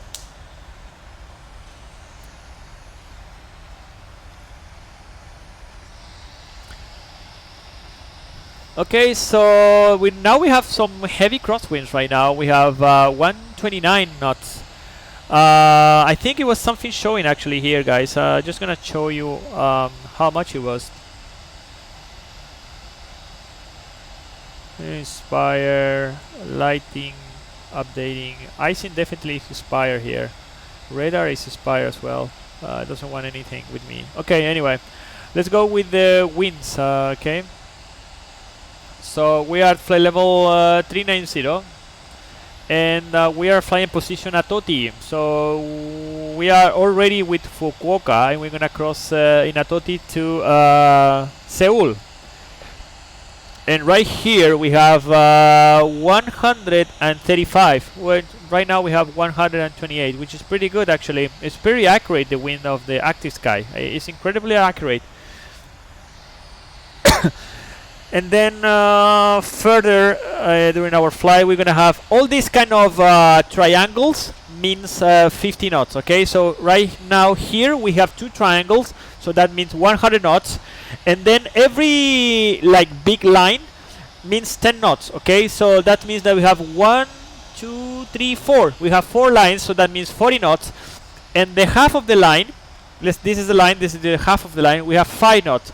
So that means in position NIRAD, we should expect some wind coming from the west. That's why the flag is pointing like in the other direction, in this way. So we are coming to the west. The wind is coming from the west, and the wind is gonna be 145 knots. Let's see that. Okay, I'm just gonna put 270 with 145 knots in position NIRAD. And we're gonna track if actually is how accurate is the weather in active sky. Okay, yeah, don't sweat it, man. It makes so much more sense now. It always has been one of those quicker things about flying Boeing planes I have wanted to properly understand. It's not that difficult, like when you have like some colors and you have some slides and everything. When you are in a classroom and everything. Here is more difficult to try to understand you. I promise to find some information. I'm gonna send you a direct message to you, and maybe we can do a class during the cruise in future videos. Okay, like you got my word. Okay, actually I'm gonna write that one because it's actually it's a very nice subject to understand, and it gives you, as you said, like it gives more fundamentum to what actually you are doing in your airplane, right? It gives you more argument, and it gives you as well like this kind of realistic sensation that of everything that you are doing is under the legal aspects, and especially in terms of performance and everything. Performance is something that actually has always has encouraged me to learn more. So I really love the things about performance, but sometimes, of course, it's like when you go too deep in those kind of subjects, especially in a Twitch channel, it gets too boring for the people who's watching. But I actually appreciate your interest, man. Like, really appreciate. Like, thank you very much. Thank you very much for those questions. Actually, they're pushing me to study a little bit more and to give you more information about it. So thank you very much, Ralph. I appreciate. So we have our cruise briefing done. Maybe it's a good time to check how is going to be the weather over there, right, guys? It's always good to plan ahead. You always, as a pilot, you are looking what is going to happen to you in the next in the future, right? We are. So let's see how it's going to be our weather there. Weather, wind 2 visibility 10,000, sky clear, temperature 2.2, QNH 1009. Advise on initial contact. You have information Alpha.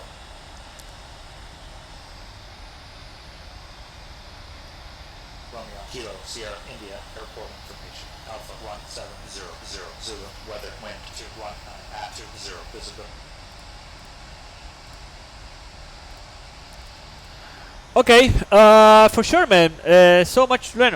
Well, everybody's learning. Like, in aviation, there's a few things that the pilot we always say. It's like one of the things is you never stop learning. Never, never, never, never, never, never, never. Well, Seoul right now is actually with very good weather conditions. So we have 210 with 20 knots, which is it might be a little bit windy, but we will see. Sky clear. We have more than 10 kilometers, of course. With that wind, of course, it's gonna be clean. Unless you are in the desert or something like that, you have like some kind of thunderstorm. 12 degrees is the temperature, and the QNH is 1009. So we're gonna set the QNH right now, 1009. A little bit low in the pressure, but it's still okay. And how many minutes do we have for our top of descent?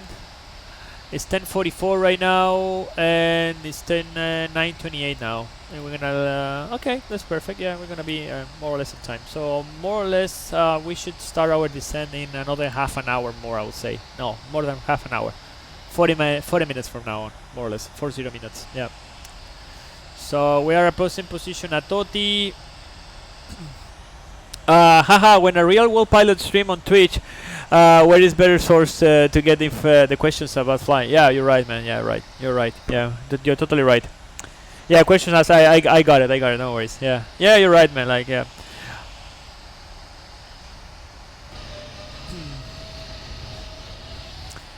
So what are we going to do? We're gonna put some music, guys. For the meantime, and I'm gonna try to find some information about what you asked me, and maybe we can talk about something later.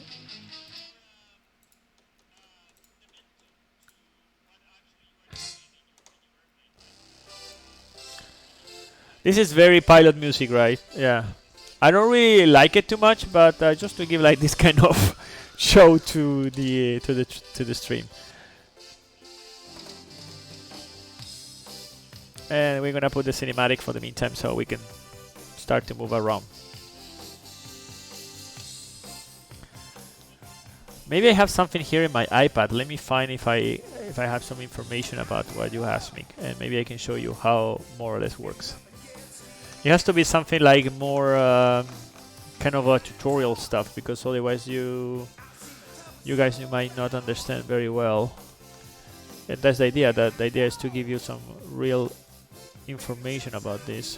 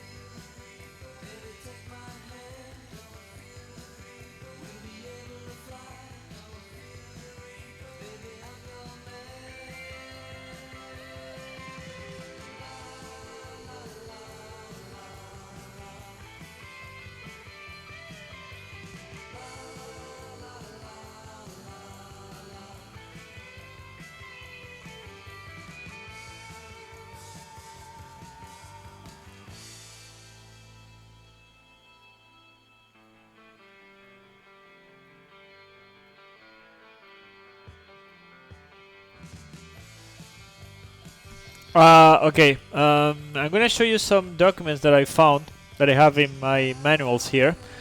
This is a manual from Boeing. Actually, it's a manual from Boeing, directly from Boeing, and actually explain all these kind of situations. I don't know if you are still here, so actually I can explain you these things with more detail. Actually, we can start to review together about all these questions that you were asking me about the reduction of the power and everything. Please let me know, okay? Ralph, if you are here.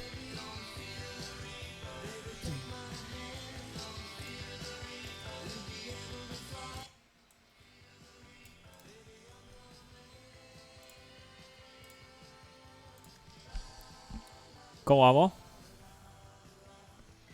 Bien. Bien, po.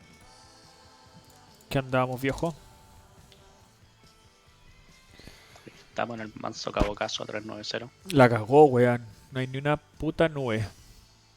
Mira, allá al fondo hay una nube. Yo no veo nada, weón.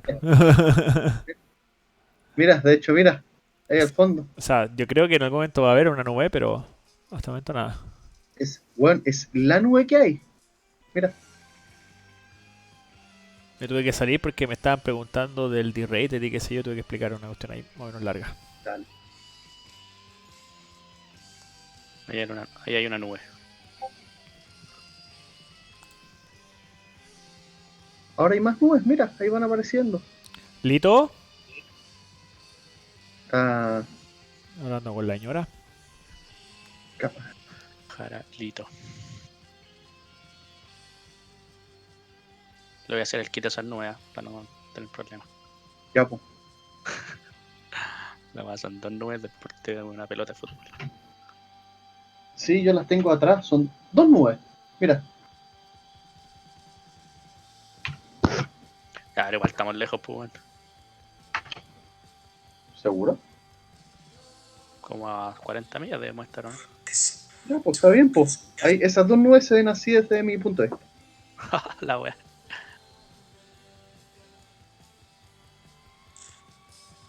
Oh, porque está en modo Windows, weón. Me carga esa wea. Porque estoy diciendo otras cosas. Oye, también me carga Y esa cuestión. tenéis el buscar ahí, weón. Ah, ¿Sí? Porque es más fácil. Para mí tiene que ser No, como. Para mí tiene que ser en full screen, weón. y Ah, sin no, ese eso- buscar eso. abajo, weón. Bajo 10.000 pies, full screen. No. O cuando estoy haciendo streaming. Cuando estoy volando así, lo dejo en Windows.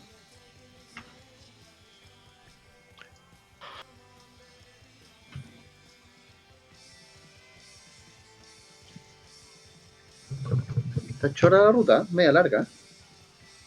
Yo pensé que iba a ser más cortita. Es un poco larga, pero. O sea, no tiene nada especial, pero en la vida real acá hay mucho tráfico, weón, y es muy entretenido. Sí, me lo imagino. Aquí a la izquierda tenéis Shanghái como alternativa. Que es Zulu Sierra Papa Delta. Y después ya está ahí directo con. Con. Con Seúl. Hay que tener harto cuidado con no violar la prohibida, la RK 518. El violador eres tú. Que es donde está. Que es donde está Norcorea. Vaya para arriba, sí, po. Sí. De hecho, muy pocas líneas aéreas pasan por arriba de Corea del Norte. Hay varias prohibidas. Ahí está la Papa 518, la Papa 518 Eco, la Papa 518 Oeste. Sí. Son varias. Están ahí juntitas. Qatar no puede pasar, por ejemplo, arriba de nosotros. Esa cuestión no podemos pasar. Yo creo que casi nadie, weón. Onda. Sí, casi nadie, weón. Cuando iba a Japón, pasamos por aquí arriba de Corea. Y ahí ya pasamos con ¿cómo se llama? Con Japón. Con Fukuoka. Fukuoka. Picueca. Andaban bien. Tenía los waypoints de Haneda, así, Comet, me acuerdo.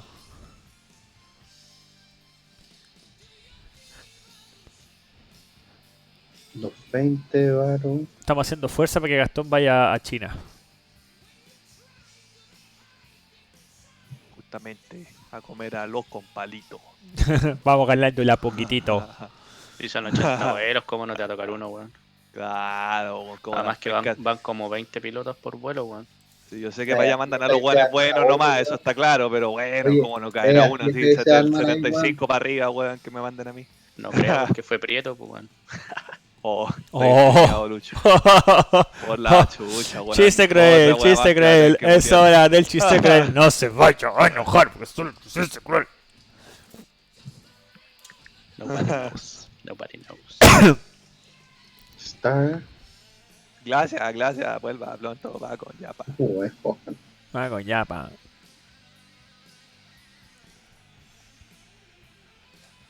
Seúl, cargo apron number 1, ese se ve más grande, vamos a ese.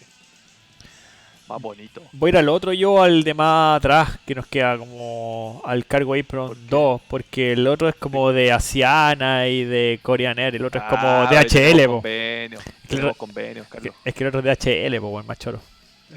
Que el otro es más bonito porque tiene Entonces, edificio. ¿a qué pista vamos a llegar? A la 1.5 izquierda. 1.5 izquierda, sí. Sí. Yo tengo la Allmen 1 November y ahí transicionamos a Daman y el S Yankee. Eso. Sí, Hola. Mismo la tengo misma. yo. A propósito de Allmen, un beso grande a Jessica Olmeo, fue por la mía hace mucho tiempo atrás. Qué imbécil. Me acordé, no sé por qué me acordé de esa mutear la weá. O tenés que mutear esa parte también. Espero que esté bien controlado en Antofagasta. Airspace restrictions. If an aircraft is seen flying through the RKP 76 Bravo without proper clearance, a tracer warning shot will be fired. If an aircraft continues into RK 73 Alpha, it will be shot down without further warning. Cacha. Without further warning, se cagaste. An Fuiste nomás. exception to this will be civilian aircraft which has been identified as friendly. Fuiste nomás, pues perrito.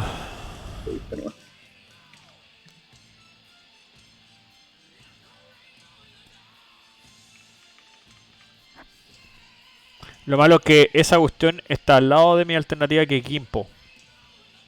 Sí, Gimpo. Tú tienes Gimpo, yo también tengo Gimpo. Sí, sí, Gimpo.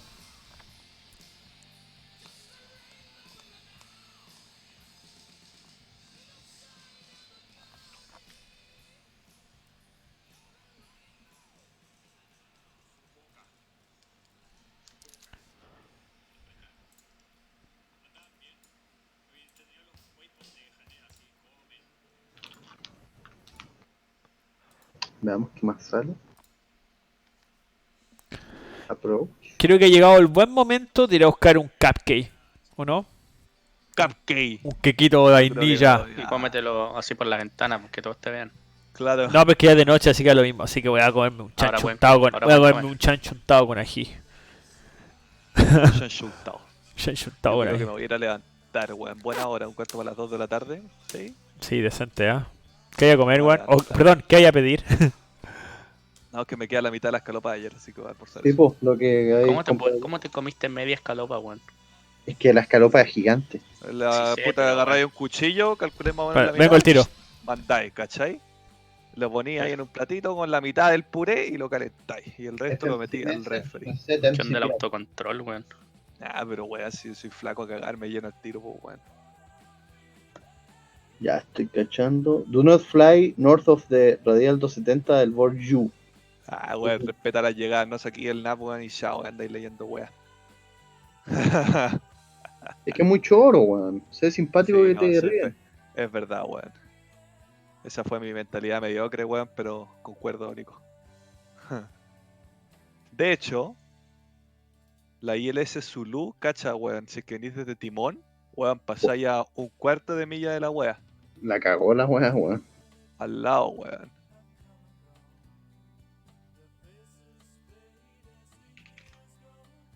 Así con la cosa. ¿Ya habrá bats en Norcorea? No creo. A lo mejor hay, pero lo controlan los weones del sur, o cómo será la web.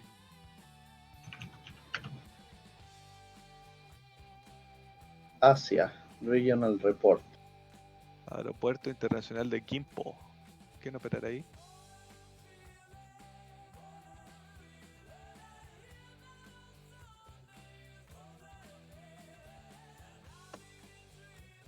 We are pleased to present you with our new ATC services in North Korea. ¿En Oye, Batsim estoy viendo? estamos streameando, ¿cierto? Sí, Carlos está streameando. Ah, puta. ¿Esta weá es una isla artificial, weón? ¿O no? Parece que no. No, no es una isla, es una isla. Es Natural. una isla. Eran Que lo dos aprovecharon. islas que unieron a través de una isla artificial. Una weá loca, weón. La página de Batsim Corea está en coreano, así que no entiendo nada. Ah, pero tiene inglés. He cachado esas fotos así satelitales, weón, de Corea del Sur y del Norte. Anda las luces, la weá es la caga. Sí, Una weá diferente, weón. Estos weones del norte están como en el año 50, pues weón. no, más atrás. Sí, es verdad. Y es a propósito, pues, weón. Sí, pues. Oh, no, es Street View en Pyongyang. Weón, iluso. Con cuevas y autos, weón. Estación de ferrocarril. Igual les tienen sacada la foto a estos weón, Una planta Lo- termal. Hola. Tienen un cerrito ahí. Oficina de la administración. Todo tiene como reviews como el hoyo. Si le haces clic a una wea, 1 estrella, weón. Gimnasio, 3 estrellas. Pyongyang. Isla, no sé cuál. Cacha, tiene un estadio la raja los weones. Sí, mira, Pero si no es que no tengan cosas porque no tengan plata, pues, weón. mira, Badcore sí. es el que controla Norcorea. ¿Qué Corea está del Sur. pasando? Estamos viendo Corea del Norte. Cacha, acá hay una pista. Tiene helipuertos como de 1 kilómetro esta weá. Hay 2 helicópteros que deben ser caos del año 20. Palacio del Sol. Mausoleo de Kim Il-jung. Oh. Al pico, weón. Free Revolution. ¿Cuál será el aeropuerto de Pyongyang, weón? A ver. Pyongyang Airport. A mí me da risa el video que tienen estos gallos del. El video de seguridad del avión. No, el líder supremo volando un Tupolev, weón. Ah, sí. Sí. El weón así Ese como que, Zulu Kilo Papayaki. hacía como que volaba el weón. No hacía ni una wea. Es un Perdón, me Gastón. perdí. ¿Qué pasa con Gastón? Sí, acá lo estoy viendo en. No, esta Eh, weá es en Google Earth. Estoy viendo la weá acá. ¿La cachaste, weón?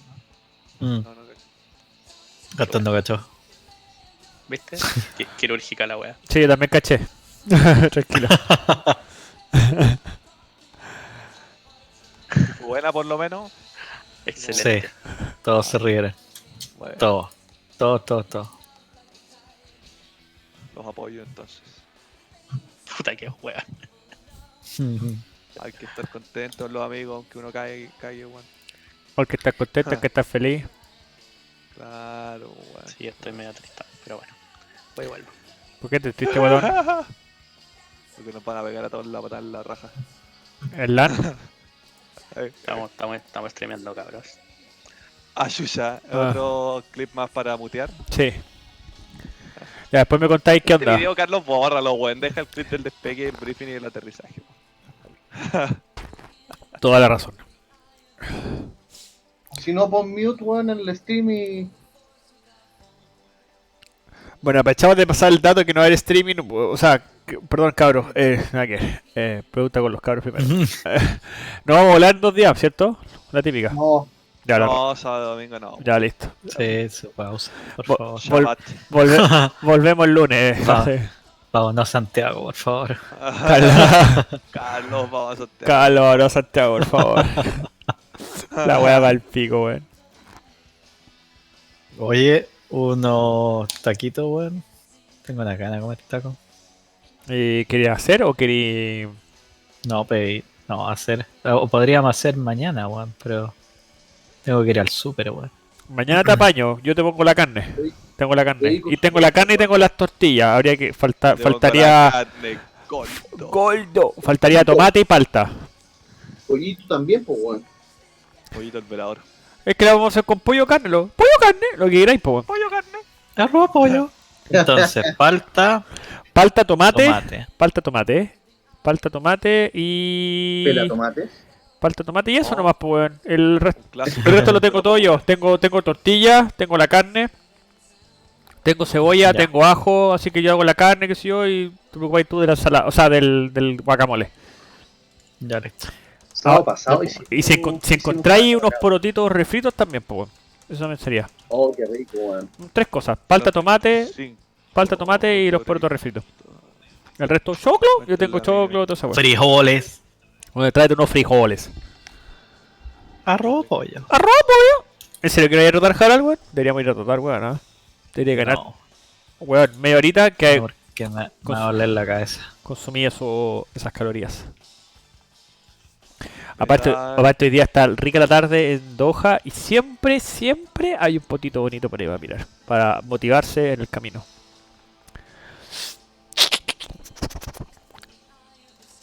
Oh, Closewing Landing. Clowey Landing. Subway landing. Ah, de Clowey Landing. Very good. 1008. Hoy va a estar rico todos estos días, weón. Va a ser Matelo ahí. Vamos a televisar Flash 25. Viento, mucho viento. Tú mete pata, cuerda, pata. Closewing Landing.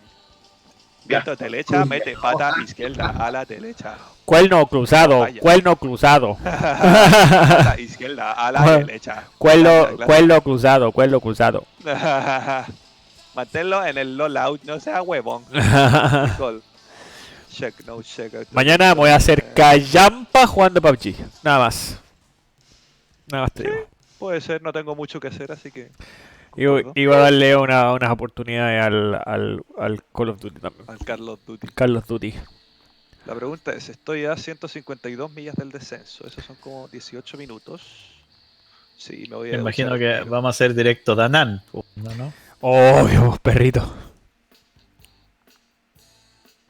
No he visto la llegada, weón, a ver.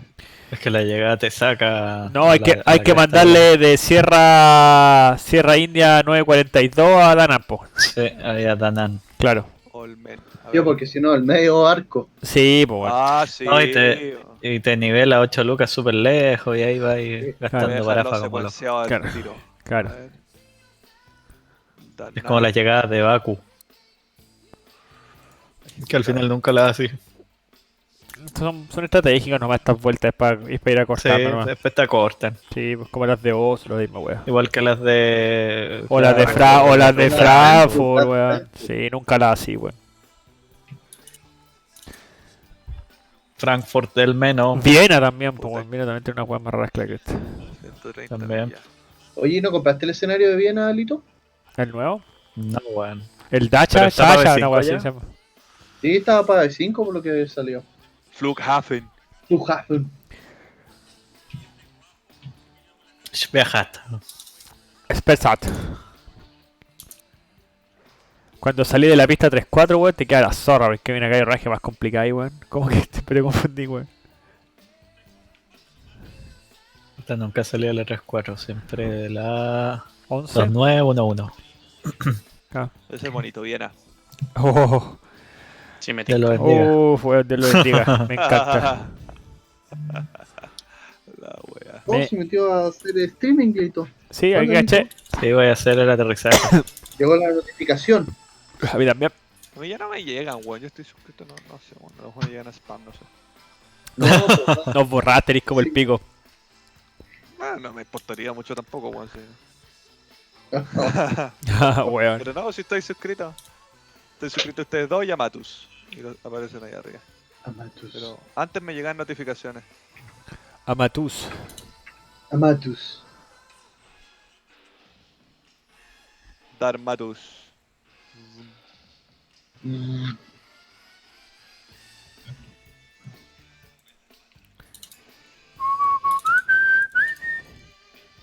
Oh, ¿quién se está cruzando abajo mío?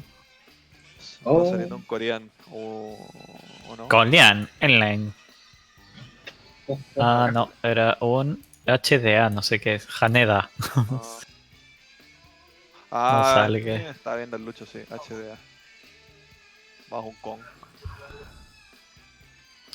HDA no me parece que es Hainan, ¿o no? No lo sé. La verdad es que me filetería. Painan. Painan Airways. Oh, Painan nos está esperando en un par de ratitos más. Un par de segundos, no, pues weón. No. Una hora, no, más, 1 hora y media por lo menos. 4:30, a las 4:30, buena hora para jugar PUBG siempre, weón. Volveré. Almuerzo como a las 3, me echo un ratito. Voy a hacer la intro. Veo a la doctora Polo. Claro. Dale. Hola amigos, ¿cómo están? Bienvenidos. Claro. Uno se ve a su público.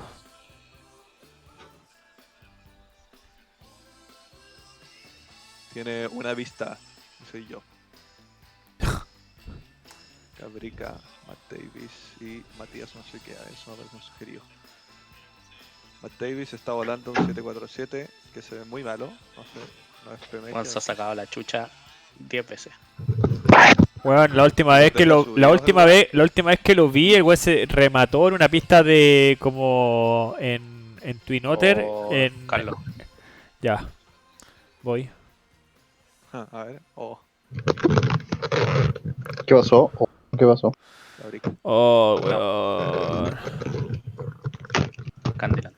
Le sacaría todas esas plumas con la boca. No, Candyland. A ver. Oh, weón. Change of plans. ¿Y qué es de la otra, weón? La Misfire. la Misfire. weón. Es la noche, va en la noche. No, está tanto Candyland, weón. Cacha Candyland. Fea la buena. Enotisca. No, pero mi. Estaba viendo la misma de Notisca. No, a ver, Enotisca, weón, es más feíta, weón. Candyland es más fea, weón. Vamos a mostrar el streamer de aterrizaje por acá, para que puedan verlo. Dale.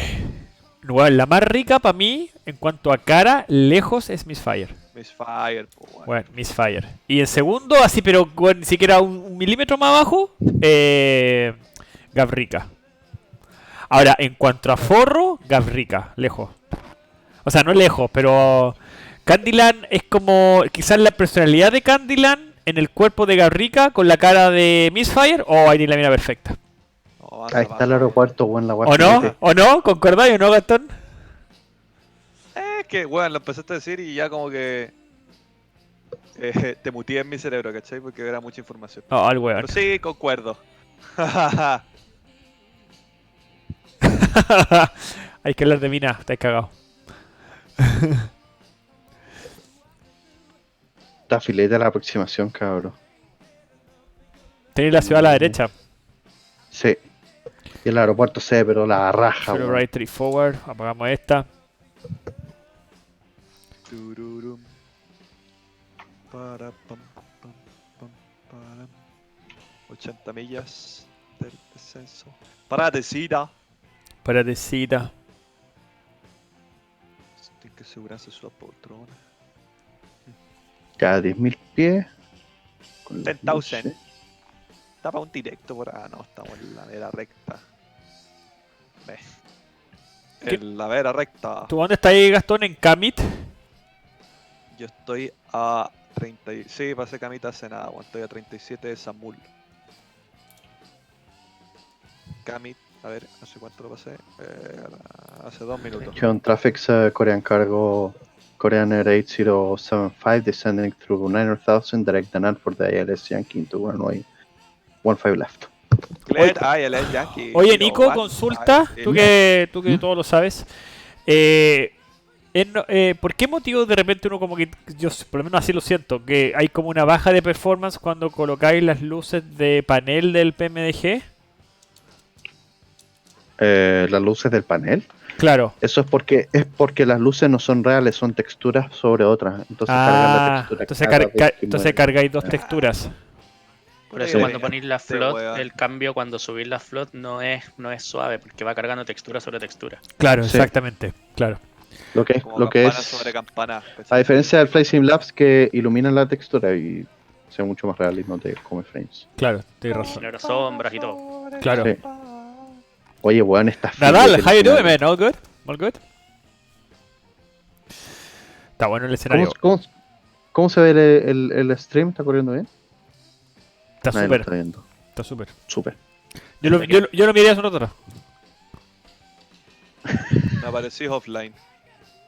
No, weón, No, weón, en el Discord. Discord. Ah, chucha. No, yo lo miré hace un rato atrás, pero ahora ya me salí, po. Ese era Está. divino ahora, weón. La wea. Pero dice live, po. Pero estoy viendo It is bad mail. sim? Yes, it is bad sim. We are arriving to Seoul and we are 1, 2, 3, 4, 5 airplanes going there. Yep. So it's like a short flying, small flying. And actually we're gonna start to set up the cockpit for the landing in just about like 5 minutes.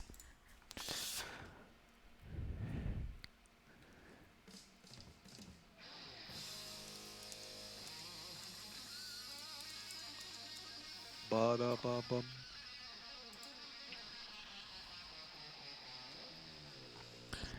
Mira, ahí va la sombra.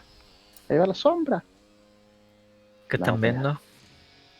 Mol. No, el stream de Nico. No está viendo el escenario. Lo bueno es que en 2 días más el viento está súper fuerte para ir hacia el oeste, así que ojalá que no agarre el viento completamente de cola, que le gusta mucho. Ojalá. de cola! ¡Viento de Dios cola! mediante.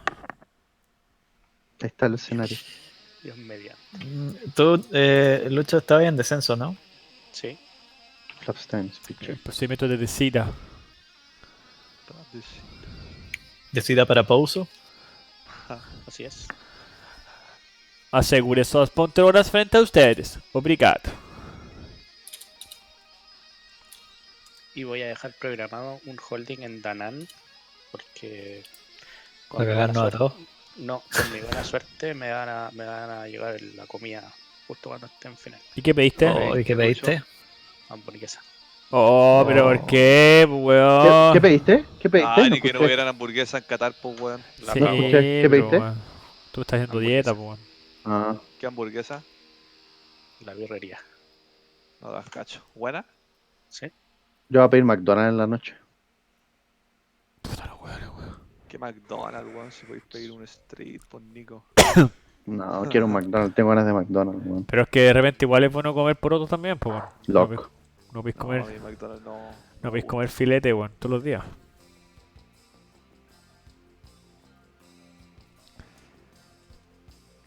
Exactamente. Bueno, lo voy a dejar programado en Danán a 6 lucas. ¿Ya? Para que. Si es que me ausento. A la weá No, que- ponlo a 7 lucas, po. Pero ponte chaleco. Sí, pues. Para darnos espacio. Claro.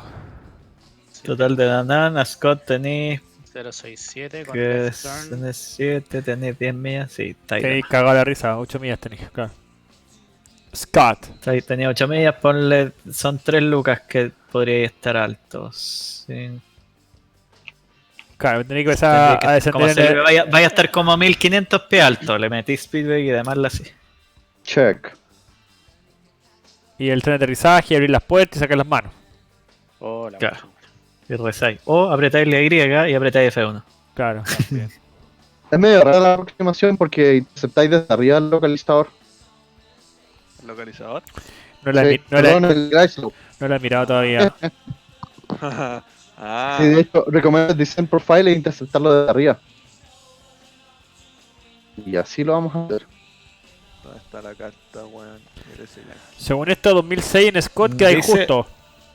Mm, De hecho, que hay bajo. en Que hay Scott, bajo, porque claro. son 10 millas, debería estar a 3 lucas. Claro. Pero tiene un Pero numerito y un... lo que sí, pues lo que te está diciendo en el fondo es que no hagáis un descenso escalonado, hace un constant descent nomás. Eso te dice. Ya va a llegar Que el no lo Sofía, arrastrís a pero un 1600 dólar arriba, pies. no.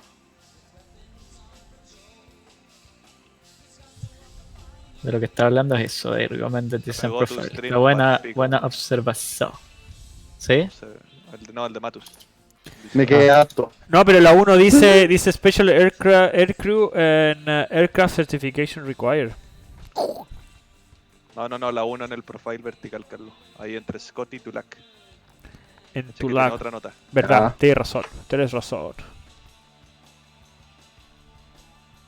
Recommended design profile. Parararam, pararapam, pam. ¿Cómo están, pues, weón? Mínimo, Hola, weón. pues, Matías. ¿Qué estamos haciendo? Estamos volando, pues, weón, con los Eso. amiguitos, pues, weón, no como vos, pues, weón. Sí, pues, Hay que volar Porque con los estés tan aislado, Matías. Yo lo estoy esperando acá en Seúl, po.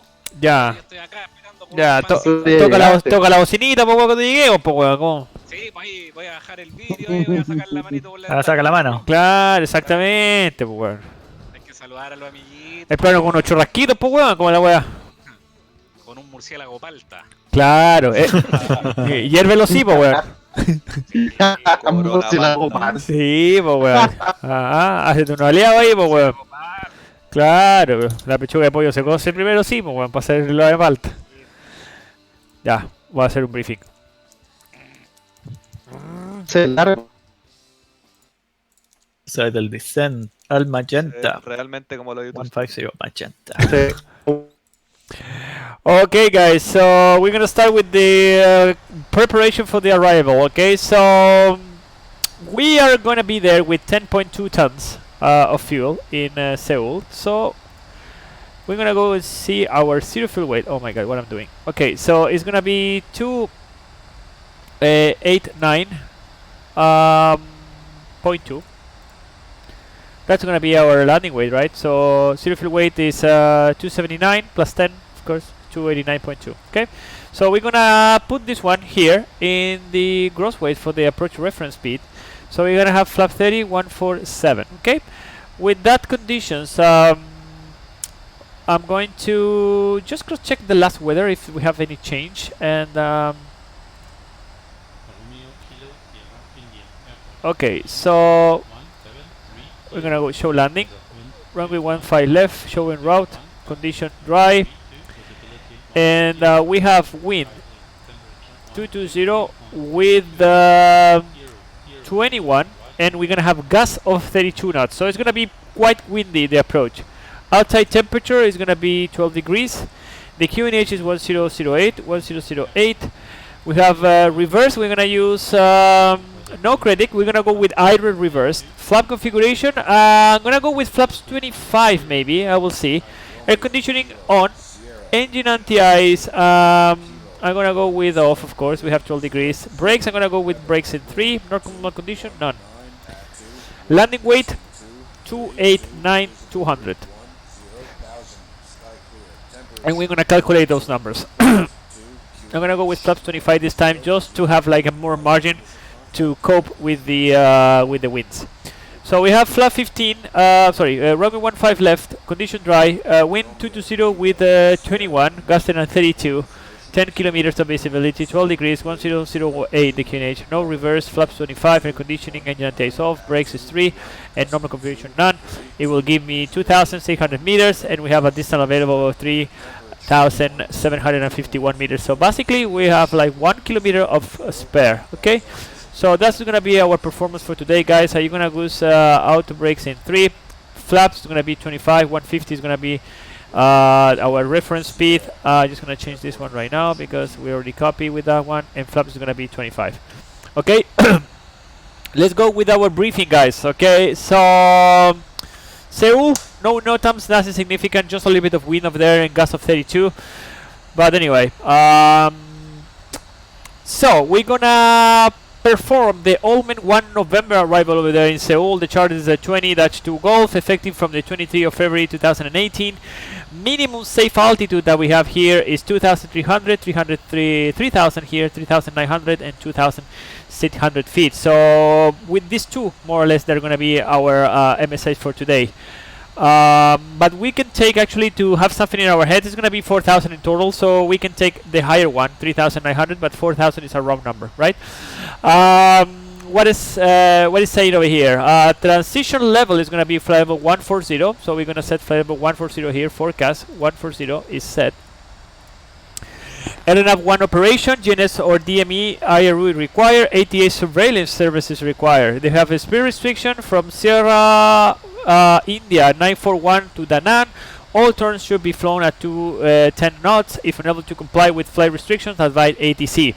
What are we going to do here, because there's no ATC today, from here, from Sierra India 942, I'm just going to fly direct to Da Nang, because otherwise I'm not going to be dragging here at 8,000 feet, which it doesn't make any sense. And you have here like 20, 19, yeah, it's like 25 miles, so I'm not going to do that, okay? So let's go and check our routing, right? Omen is here, and then we're going to track on runway track 329 for almost 15 miles to position Tosca, flight level 180 or above. Then the same track 10.3 miles to position Bonza, flight level 160 or above. Then we're going to track left 285 for 5.5 miles to Sierra India 852, flight level 150 or above. And then we track again track 328, which is here, 17 miles more or less to Sierra India 942, which is this one, 9,000 feet and speed 210. From here, most probably we're going to track all the way to Da Nang, which Da Nang is 210 and 5,000 feet. Then we're going to transition for the ILS Yankee runway 15 left with the chart 21-1 Alpha, effective from the 28th of February at 16 Zulu. MSA we already discussed. We're gonna take 4,000 just to have like a round number in our heads. ILS frequency India Sierra Lima Lima is gonna be 111.9. Final approach course is gonna be 153. Glide slope, just to cross check, is gonna be in position Dulac 1,600 feet, which is there, and airport elevation is 23 feet. For this approach, we are going to spec a Cat 1 approach. So our decision altitude is going to be 223, so that means 230 for us.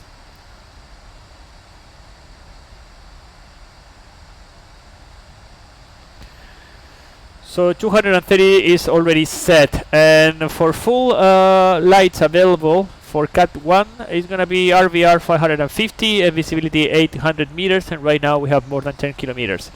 This approach is, starts after Da Nang 5,000. We track to position Scott, which is right over there. It's going to be 2,600 feet. There is a profile over here with this line here, which basically means recommended descent profile. So we don't go down to 1,600 feet. Basically, we try to intercept a little bit like higher than Scott, the glide slope. All the way down, we cross-check position Dulan at 1,600 feet, and then we continue to the ILS 17 left. Here it says almost 3 degrees path, which is the same that we have here, 3 degrees path. Okay, with 150 knots, we're going to be approaching at 155, so let's say 140 or something like that. So it's going to be more or less 800 feet per minute down. This approach has this runway has approach lights of the type number 2. We have rail and we have Papi at the left side of the runway. And the vent of a miss approach, it says we climb on runway track, of course, to 520 feet on runway heading, then turn left to intercept and follow the the November Charlie November VOR radial 137 to 12 miles on November Charlie November, which is this track 137.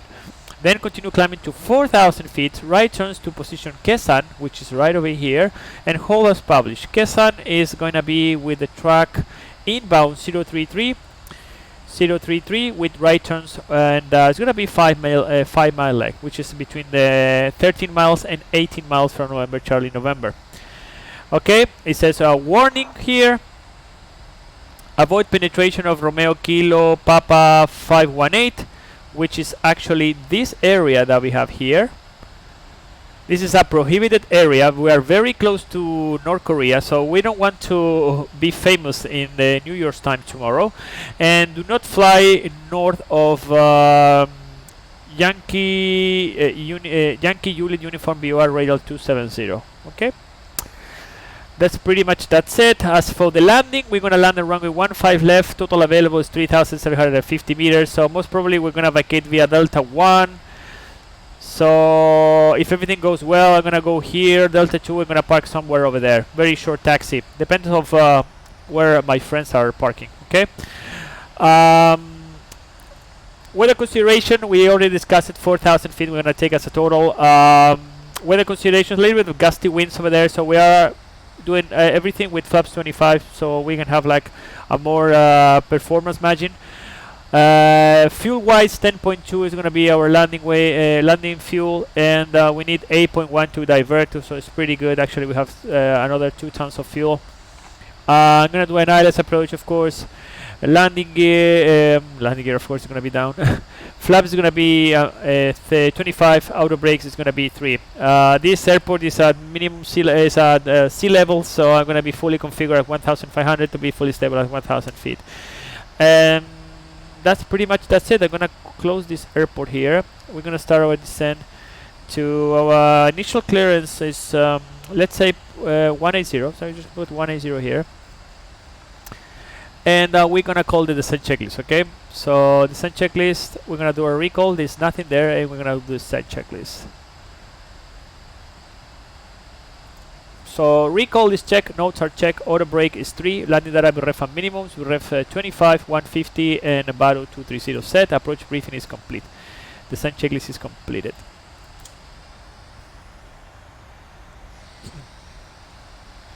So now we're starting our descent. And yeah, definitely bumpy is gonna be. There's a lot of wind right now, gusts of 32 knots. So we will see how everything goes. Hopefully without any incidents or like something weird. Like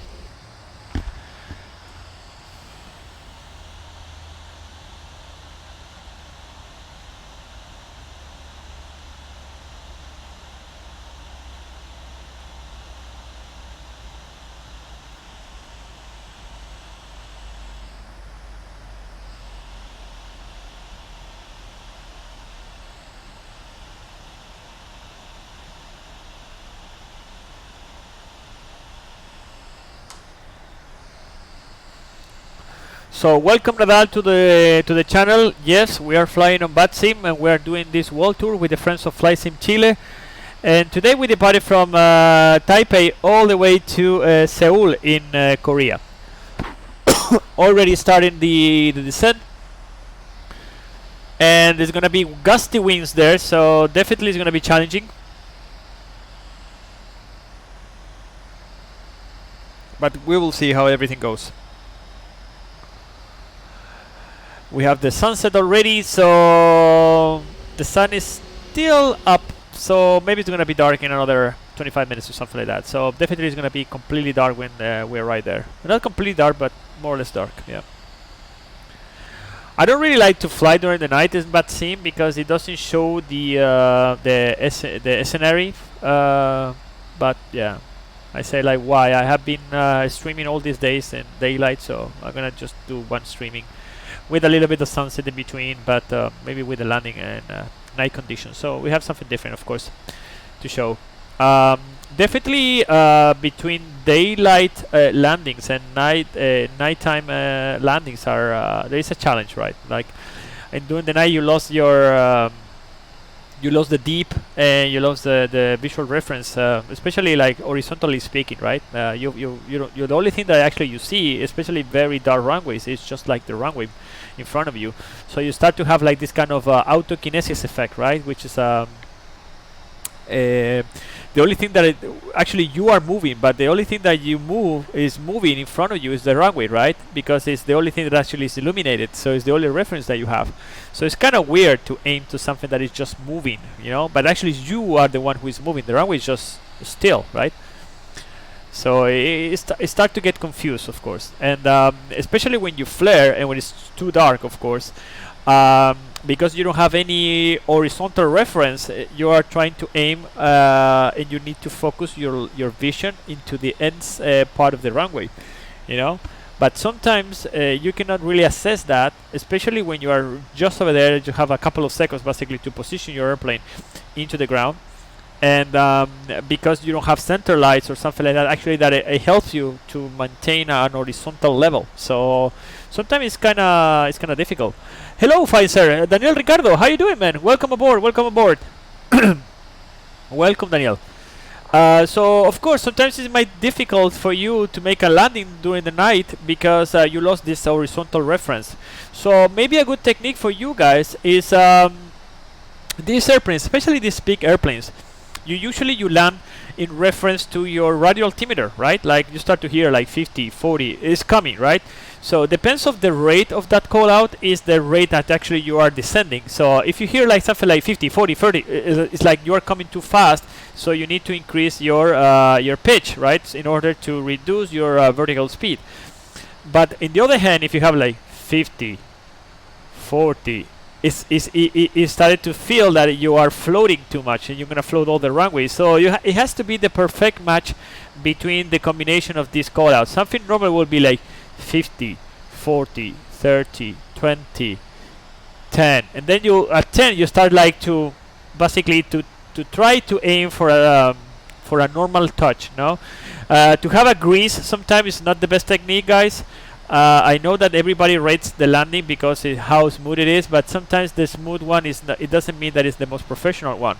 Sometimes when you have weather conditions, like for example like water or like contaminated runways, the best actually kind of landing is the back one, because you break the water layer between your rubber, in between the wheel, right, and the surface of the runway. So you don't want to basically hydroplaning over the runway because you don't have enough surface of contact, right?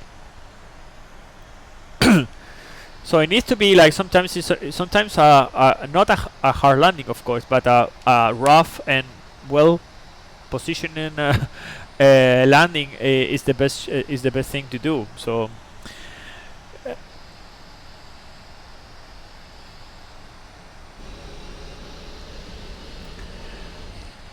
okay, so now we are flying to position Olmen, and here's basically when we start our approach, right? Olmen 1 November. He's gonna track to the left. We're gonna go fly to position Tosca. Bonza flight level is gonna be flight level 160 or above. There is a holding pattern over there in case that we need to. Anyway, there is no ATC today, sadly, in Seoul. So, as I told you, we're gonna track from Sierra India 942. We're gonna track direct to position Da Nang if everything goes well.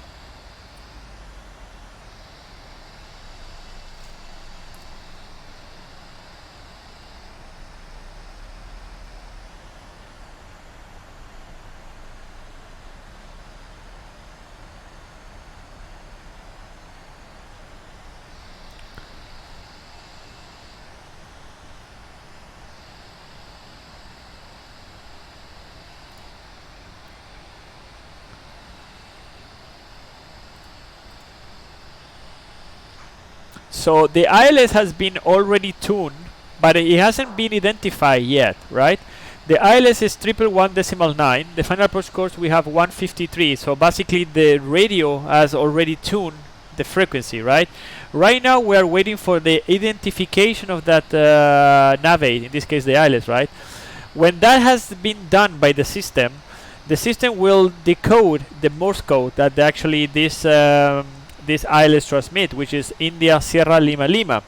Okay, if you want to hear that, you can be my guest, but you can do this. That is the Morse code of India Sierra Lima. It's those points over there. Beep beep beep beep beep beep beep beep beep beep beep beep beep beep. So something like that, right? When you hear that Morse code, it means that actually you tune the right ILS, right? But in this case, in this airplane, it do it for you guys, okay? So the only thing that you need to do is like when the airplane actually tunes the correct frequency, in this case India Sierra Lima, it will decode, of course, that Morse code. And instead of showing here 11.1, 111.1, is going to show you India Sierra Lima Lima. So that means that the identification of that ILS has been already done, and we are ready to go. We can use that ILS for us, right?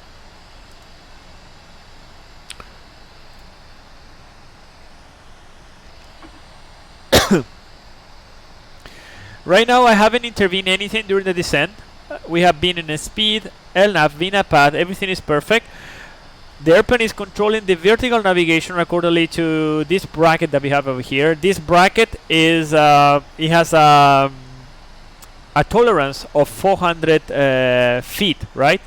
but the airplane right now is navigating with an accuracy of 132 feet. Right now, 131. So it's pretty accurate, as you can see. 100 feet is nothing, right?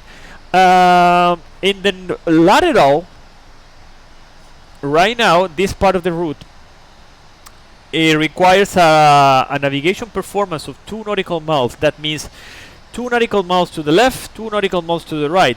But the airplane is flying so precise that actually it has 0.05 nautical miles to the left and 0.05 nautical miles to the right. So the airplane is actually flying more accurate than the required navigation performance for this approach.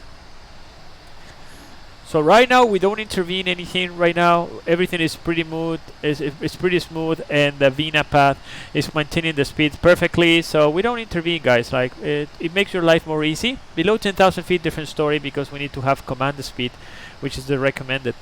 We don't wanna be inadvertently below our flap speed. That's why we put the command speed at 10,000 feet above the airport. Gastón. ¿Qué sucede?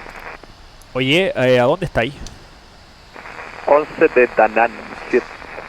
Ah, listo. ¿A cuántos pies estáis?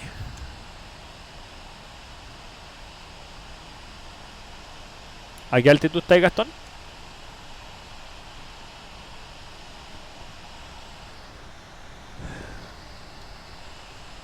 Gracias, Gastón.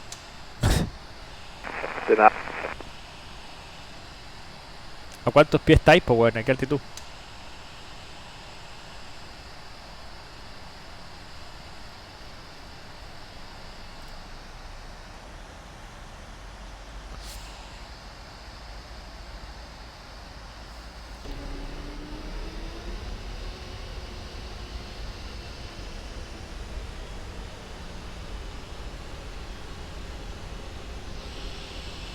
¿Tiene otro bueno al final y todo en el ILS?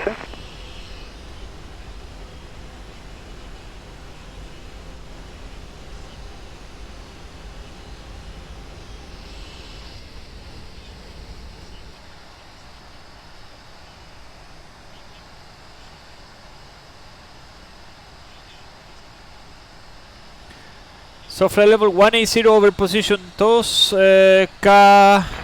Chespirito.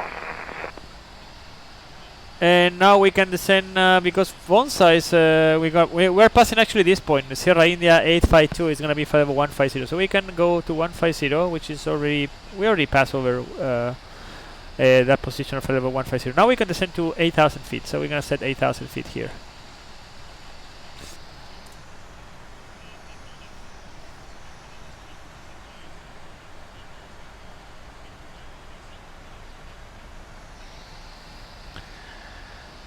We're gonna increase our lighting here a little bit.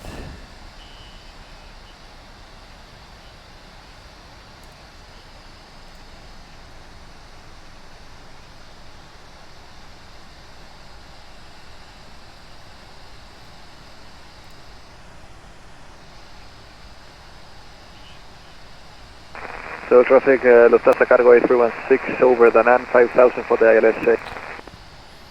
Okay, so as I told you, we're gonna do a shortcut here from Sierra India 942. We're gonna track to Da Nang, so that's what we're going to do. Sierra 942, yeah, confirm. So I'm gonna put it here. So how that looks? So it's gonna look like that. Okay, confirm, execute.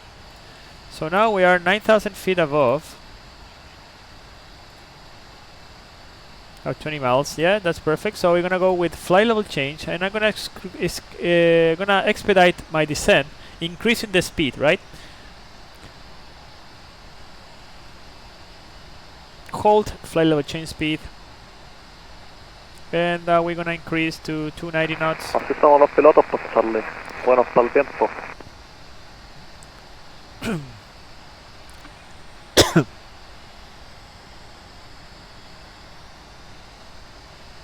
Parece que no me va a dar porque el tipo adelante va como en Cessna. Estoy acá sacándole, estoy a 5 medios de Scott. Tírate visual a la derecha, po. Sí, yo voy a 150 terrestre ya. Ok. We're gonna go with 310. Sí.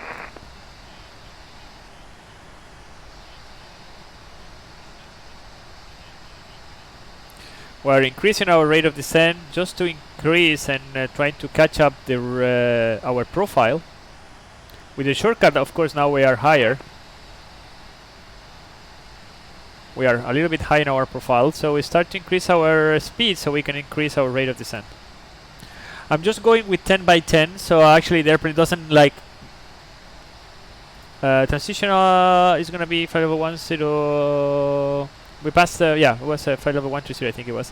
QNH 1009 set and cross check, and we're passing 13,000 feet and approach checklist altimeters 1009 is set and cross check, approach checklist is completed. So I'm just gonna increase to 330 now. So traffic at 088, side step for visual approach runway 15, right, we are established on runway 15. And now we can descend to 5,000 feet, so 5,000 we set it over here. And we just start to reduce to 250 knots.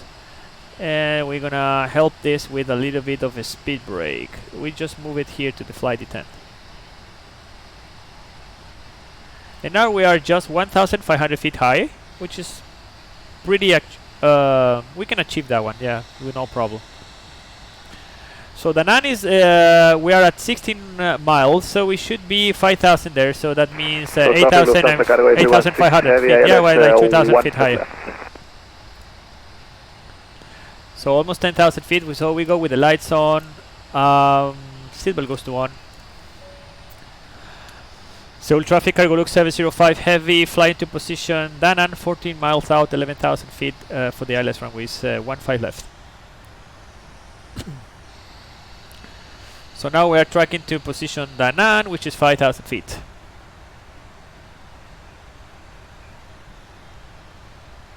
Listo, pasó de largo el 350. Tírate a la izquierda. Muy tarde. Oh. Cargo setting 546 going around. Monitor traffic, tracer violence, 15 left. Okay, so this one traffic did a go around, but I cannot see it. So traffic at 088, we're on final runway 15 right.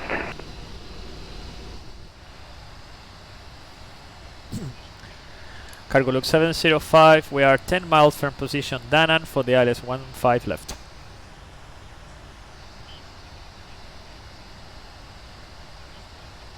So traffic Lufthansa cargo 8316, we're in a 5 mile final, 15 left. Where is Gaston? I cannot see him.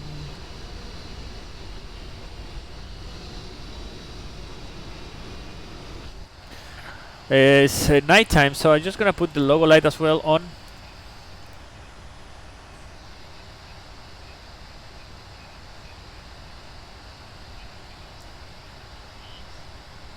So I will go with flap 5, speed check, flap 5, oh, sorry, flap 1.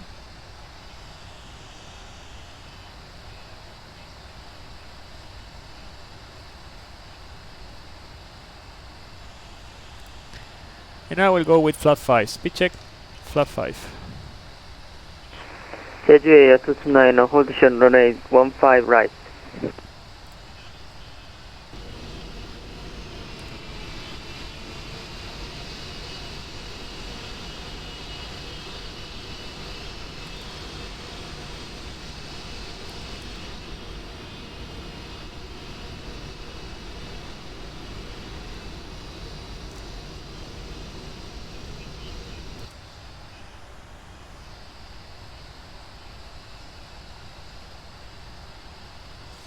And then Scott is gonna be 2,600 feet. Now we have India Sierra Lima Lima identified, so we can use our ILS. I'm gonna set approach here, so I can have the bars for the localizer and the glide slope.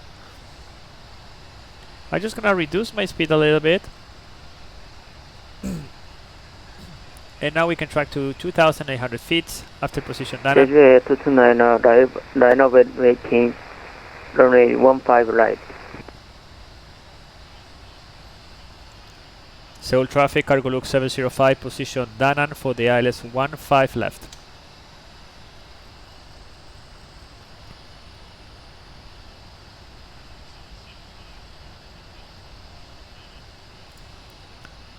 I will go with flaps 10, speed check, flaps 10. I'm gonna set to 10 on the speed so I can start increasing again my rate of descent.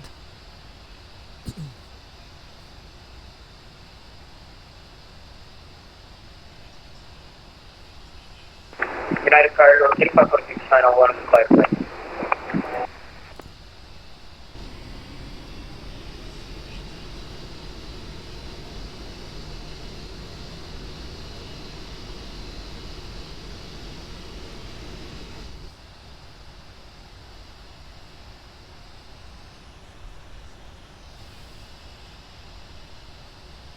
I will go with flaps 20, speed check, flaps 20. Just gonna reduce to 200 knots.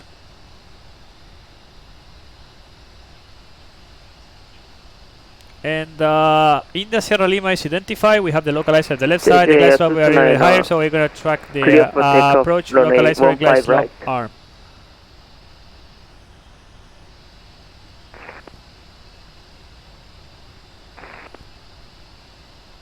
Seoul traffic UPS 89. United Cargo 3546. Landing gear down.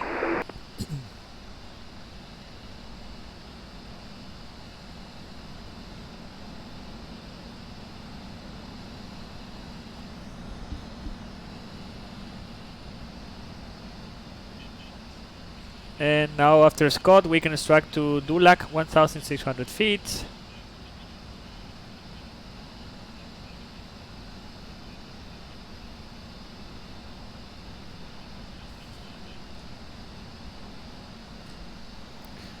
So I'm gonna start to reduce a little bit the speed.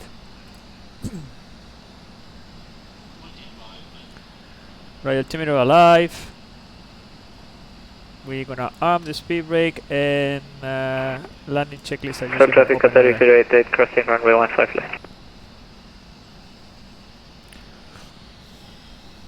United Cargo 3546, behind Qatar, crossing 15 left. Localizer capture.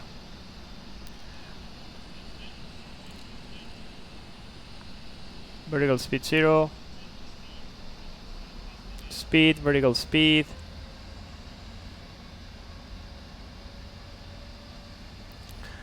Seoul traffic, cargo look 705 on final runway 15 left. Y que Diosito nos acompañe. Y caso cerrado. Yeah. So 4,000 feet, the missed approach altitude. So we have a speed, localizer, and glide arm. Airborne passing 40,000 feet. Flaps 25, speed check flaps 25. That is the landing flaps for today, and we're gonna set on 155 this. We have a little bit of crosswind to the right, almost 30 knots, so it's gonna be a cross landing, guys.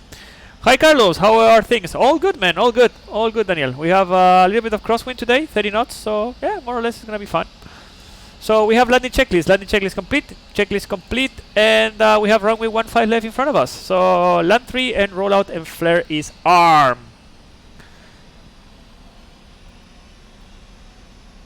Let's see how this goes, guys. If I crash the airplane, the only thing that I will ask you is to call my mom.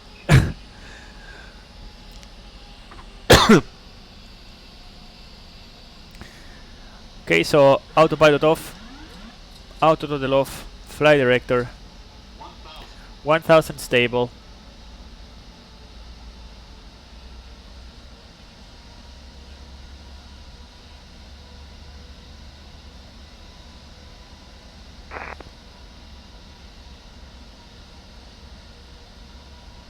United Cargo 3546, behind Qatar 088, proceeding to cargo ramp.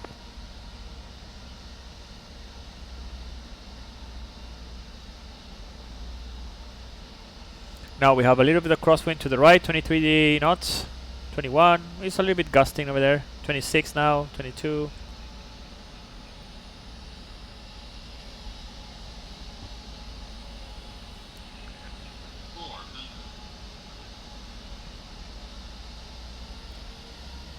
Correcting.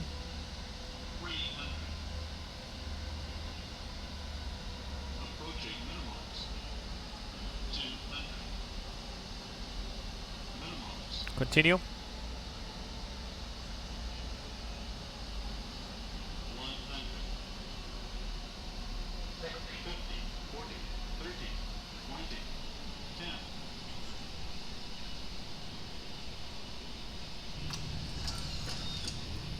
Speed back up. Reverse green.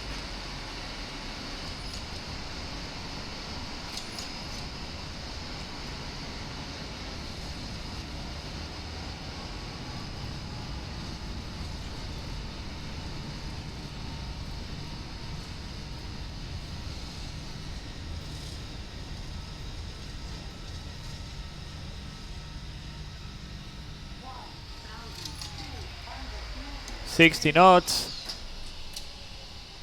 And manual braking.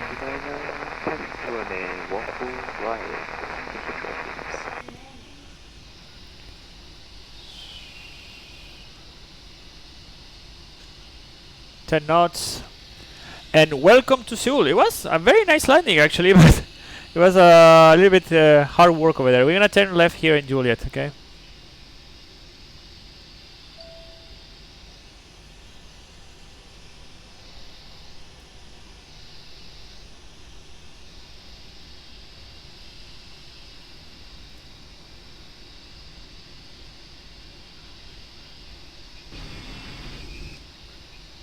Okay, speed brake up, and we're gonna go right over there. So we're gonna go with the APU start, landing lights off, strobe light off, weather off, auto brakes off, flaps up, and transponder on transponder. We're gonna move here to the left.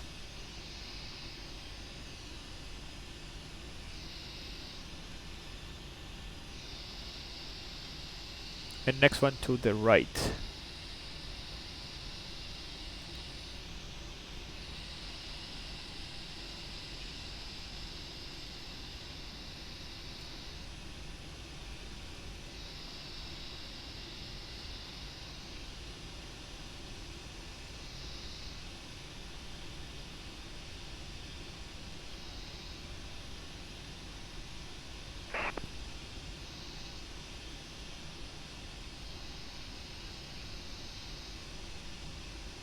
El parking 614, Carlito. Gracias, Nico, te pasaste. 614 entonces. Sí. Okay, so 614.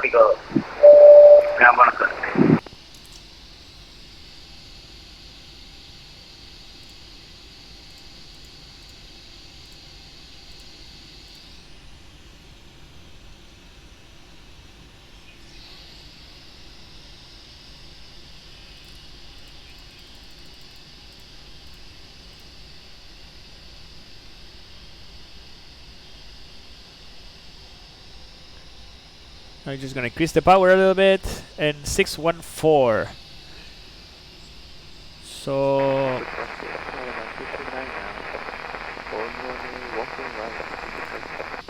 take us off.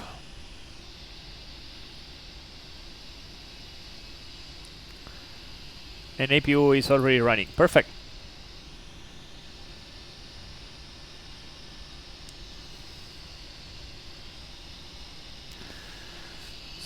So we are going to do something like this all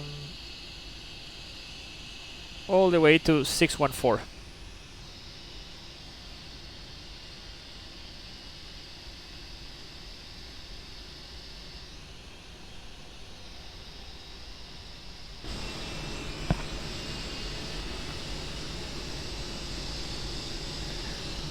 Look at that bridge. Very, very nice. ¿Quién es el 350? Un colado. Buenísimo.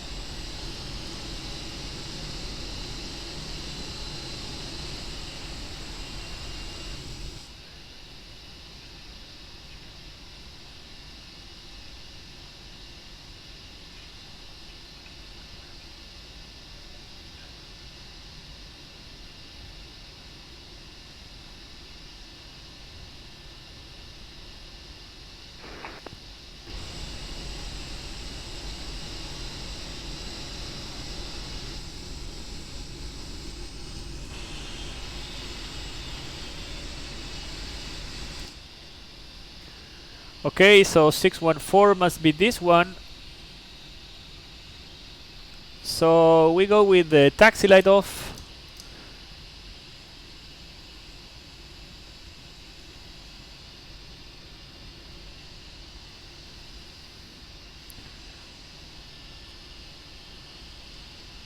And of course, as usual, the marshal is inside the hangar, so I cannot see it. So I will just follow this yellow line over here.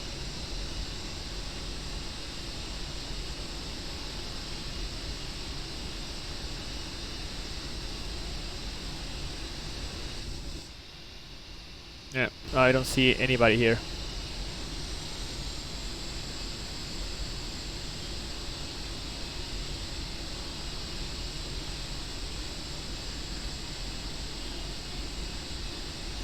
Okay, parking brake is set. We have the APU running, so just gonna put some light here. APU running, so we're gonna transfer the power to the APU. And now we go with engines 4, 3, 2, and 1 off.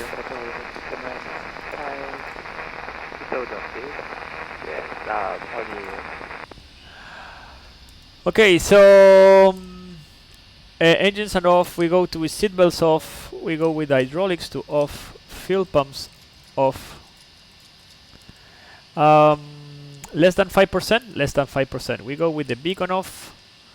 Flight directors, they go to off. Traffic goes to off. 2000 standby. And we're just gonna do the we're gonna close the electronic flight bag as well, and we're gonna do the shutdown checklist. So we have a shutdown checklist. Parking brake is set. Shutdown checklist complete. So that's it, guys. Thank you very much for the flight, for watching me. Today was a very short one, 2 hours of flight from here, from Seoul. Wow, you have the shut off the light on. Okay. From Taipei to Seoul, we're gonna have a 2-day show break, and we're gonna go back on Monday at 16 UTC, 16 UTC. You can see another stream from here, from Taipei, and we're gonna fly to Osaka in Japan. Okay, with the continuation of this world tour that we are doing with the Friends of Flight Sim Chile. Thank you very much for your support. Thank you very much again, guys, for your questions and everything.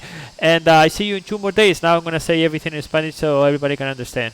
Y muchas gracias, amigos, nuevamente. Ya estamos acá en Seúl después de un viento cruzado que tuvimos durante la aproximación. Vamos a tomar un break de 2 días, así que volvemos el día lunes a las 16 UTC, 12 del día, hora de Santiago, con un nuevo streaming saliendo acá desde Seúl hacia Osaka. Muchas gracias nuevamente por sus comentarios, por sus preguntas, y nos estaremos viendo en 2 días más con los amigos de Fly Sim Chile. Acuérdense de pasarse por la página de flysimchile.cl para ver todos estos videos también, o en la página aquí abajo de mi canal, que es YouTube/Relkien, o lo pueden hacer clic también en el hipervínculo que está ahí, o también en la página de flysimchile.cl. Les dejo un abrazo grande, que estén muy bien, y nos estaríamos viendo en 2 días más con otro nuevo streaming. Que estén muy bien, muchas gracias por todo.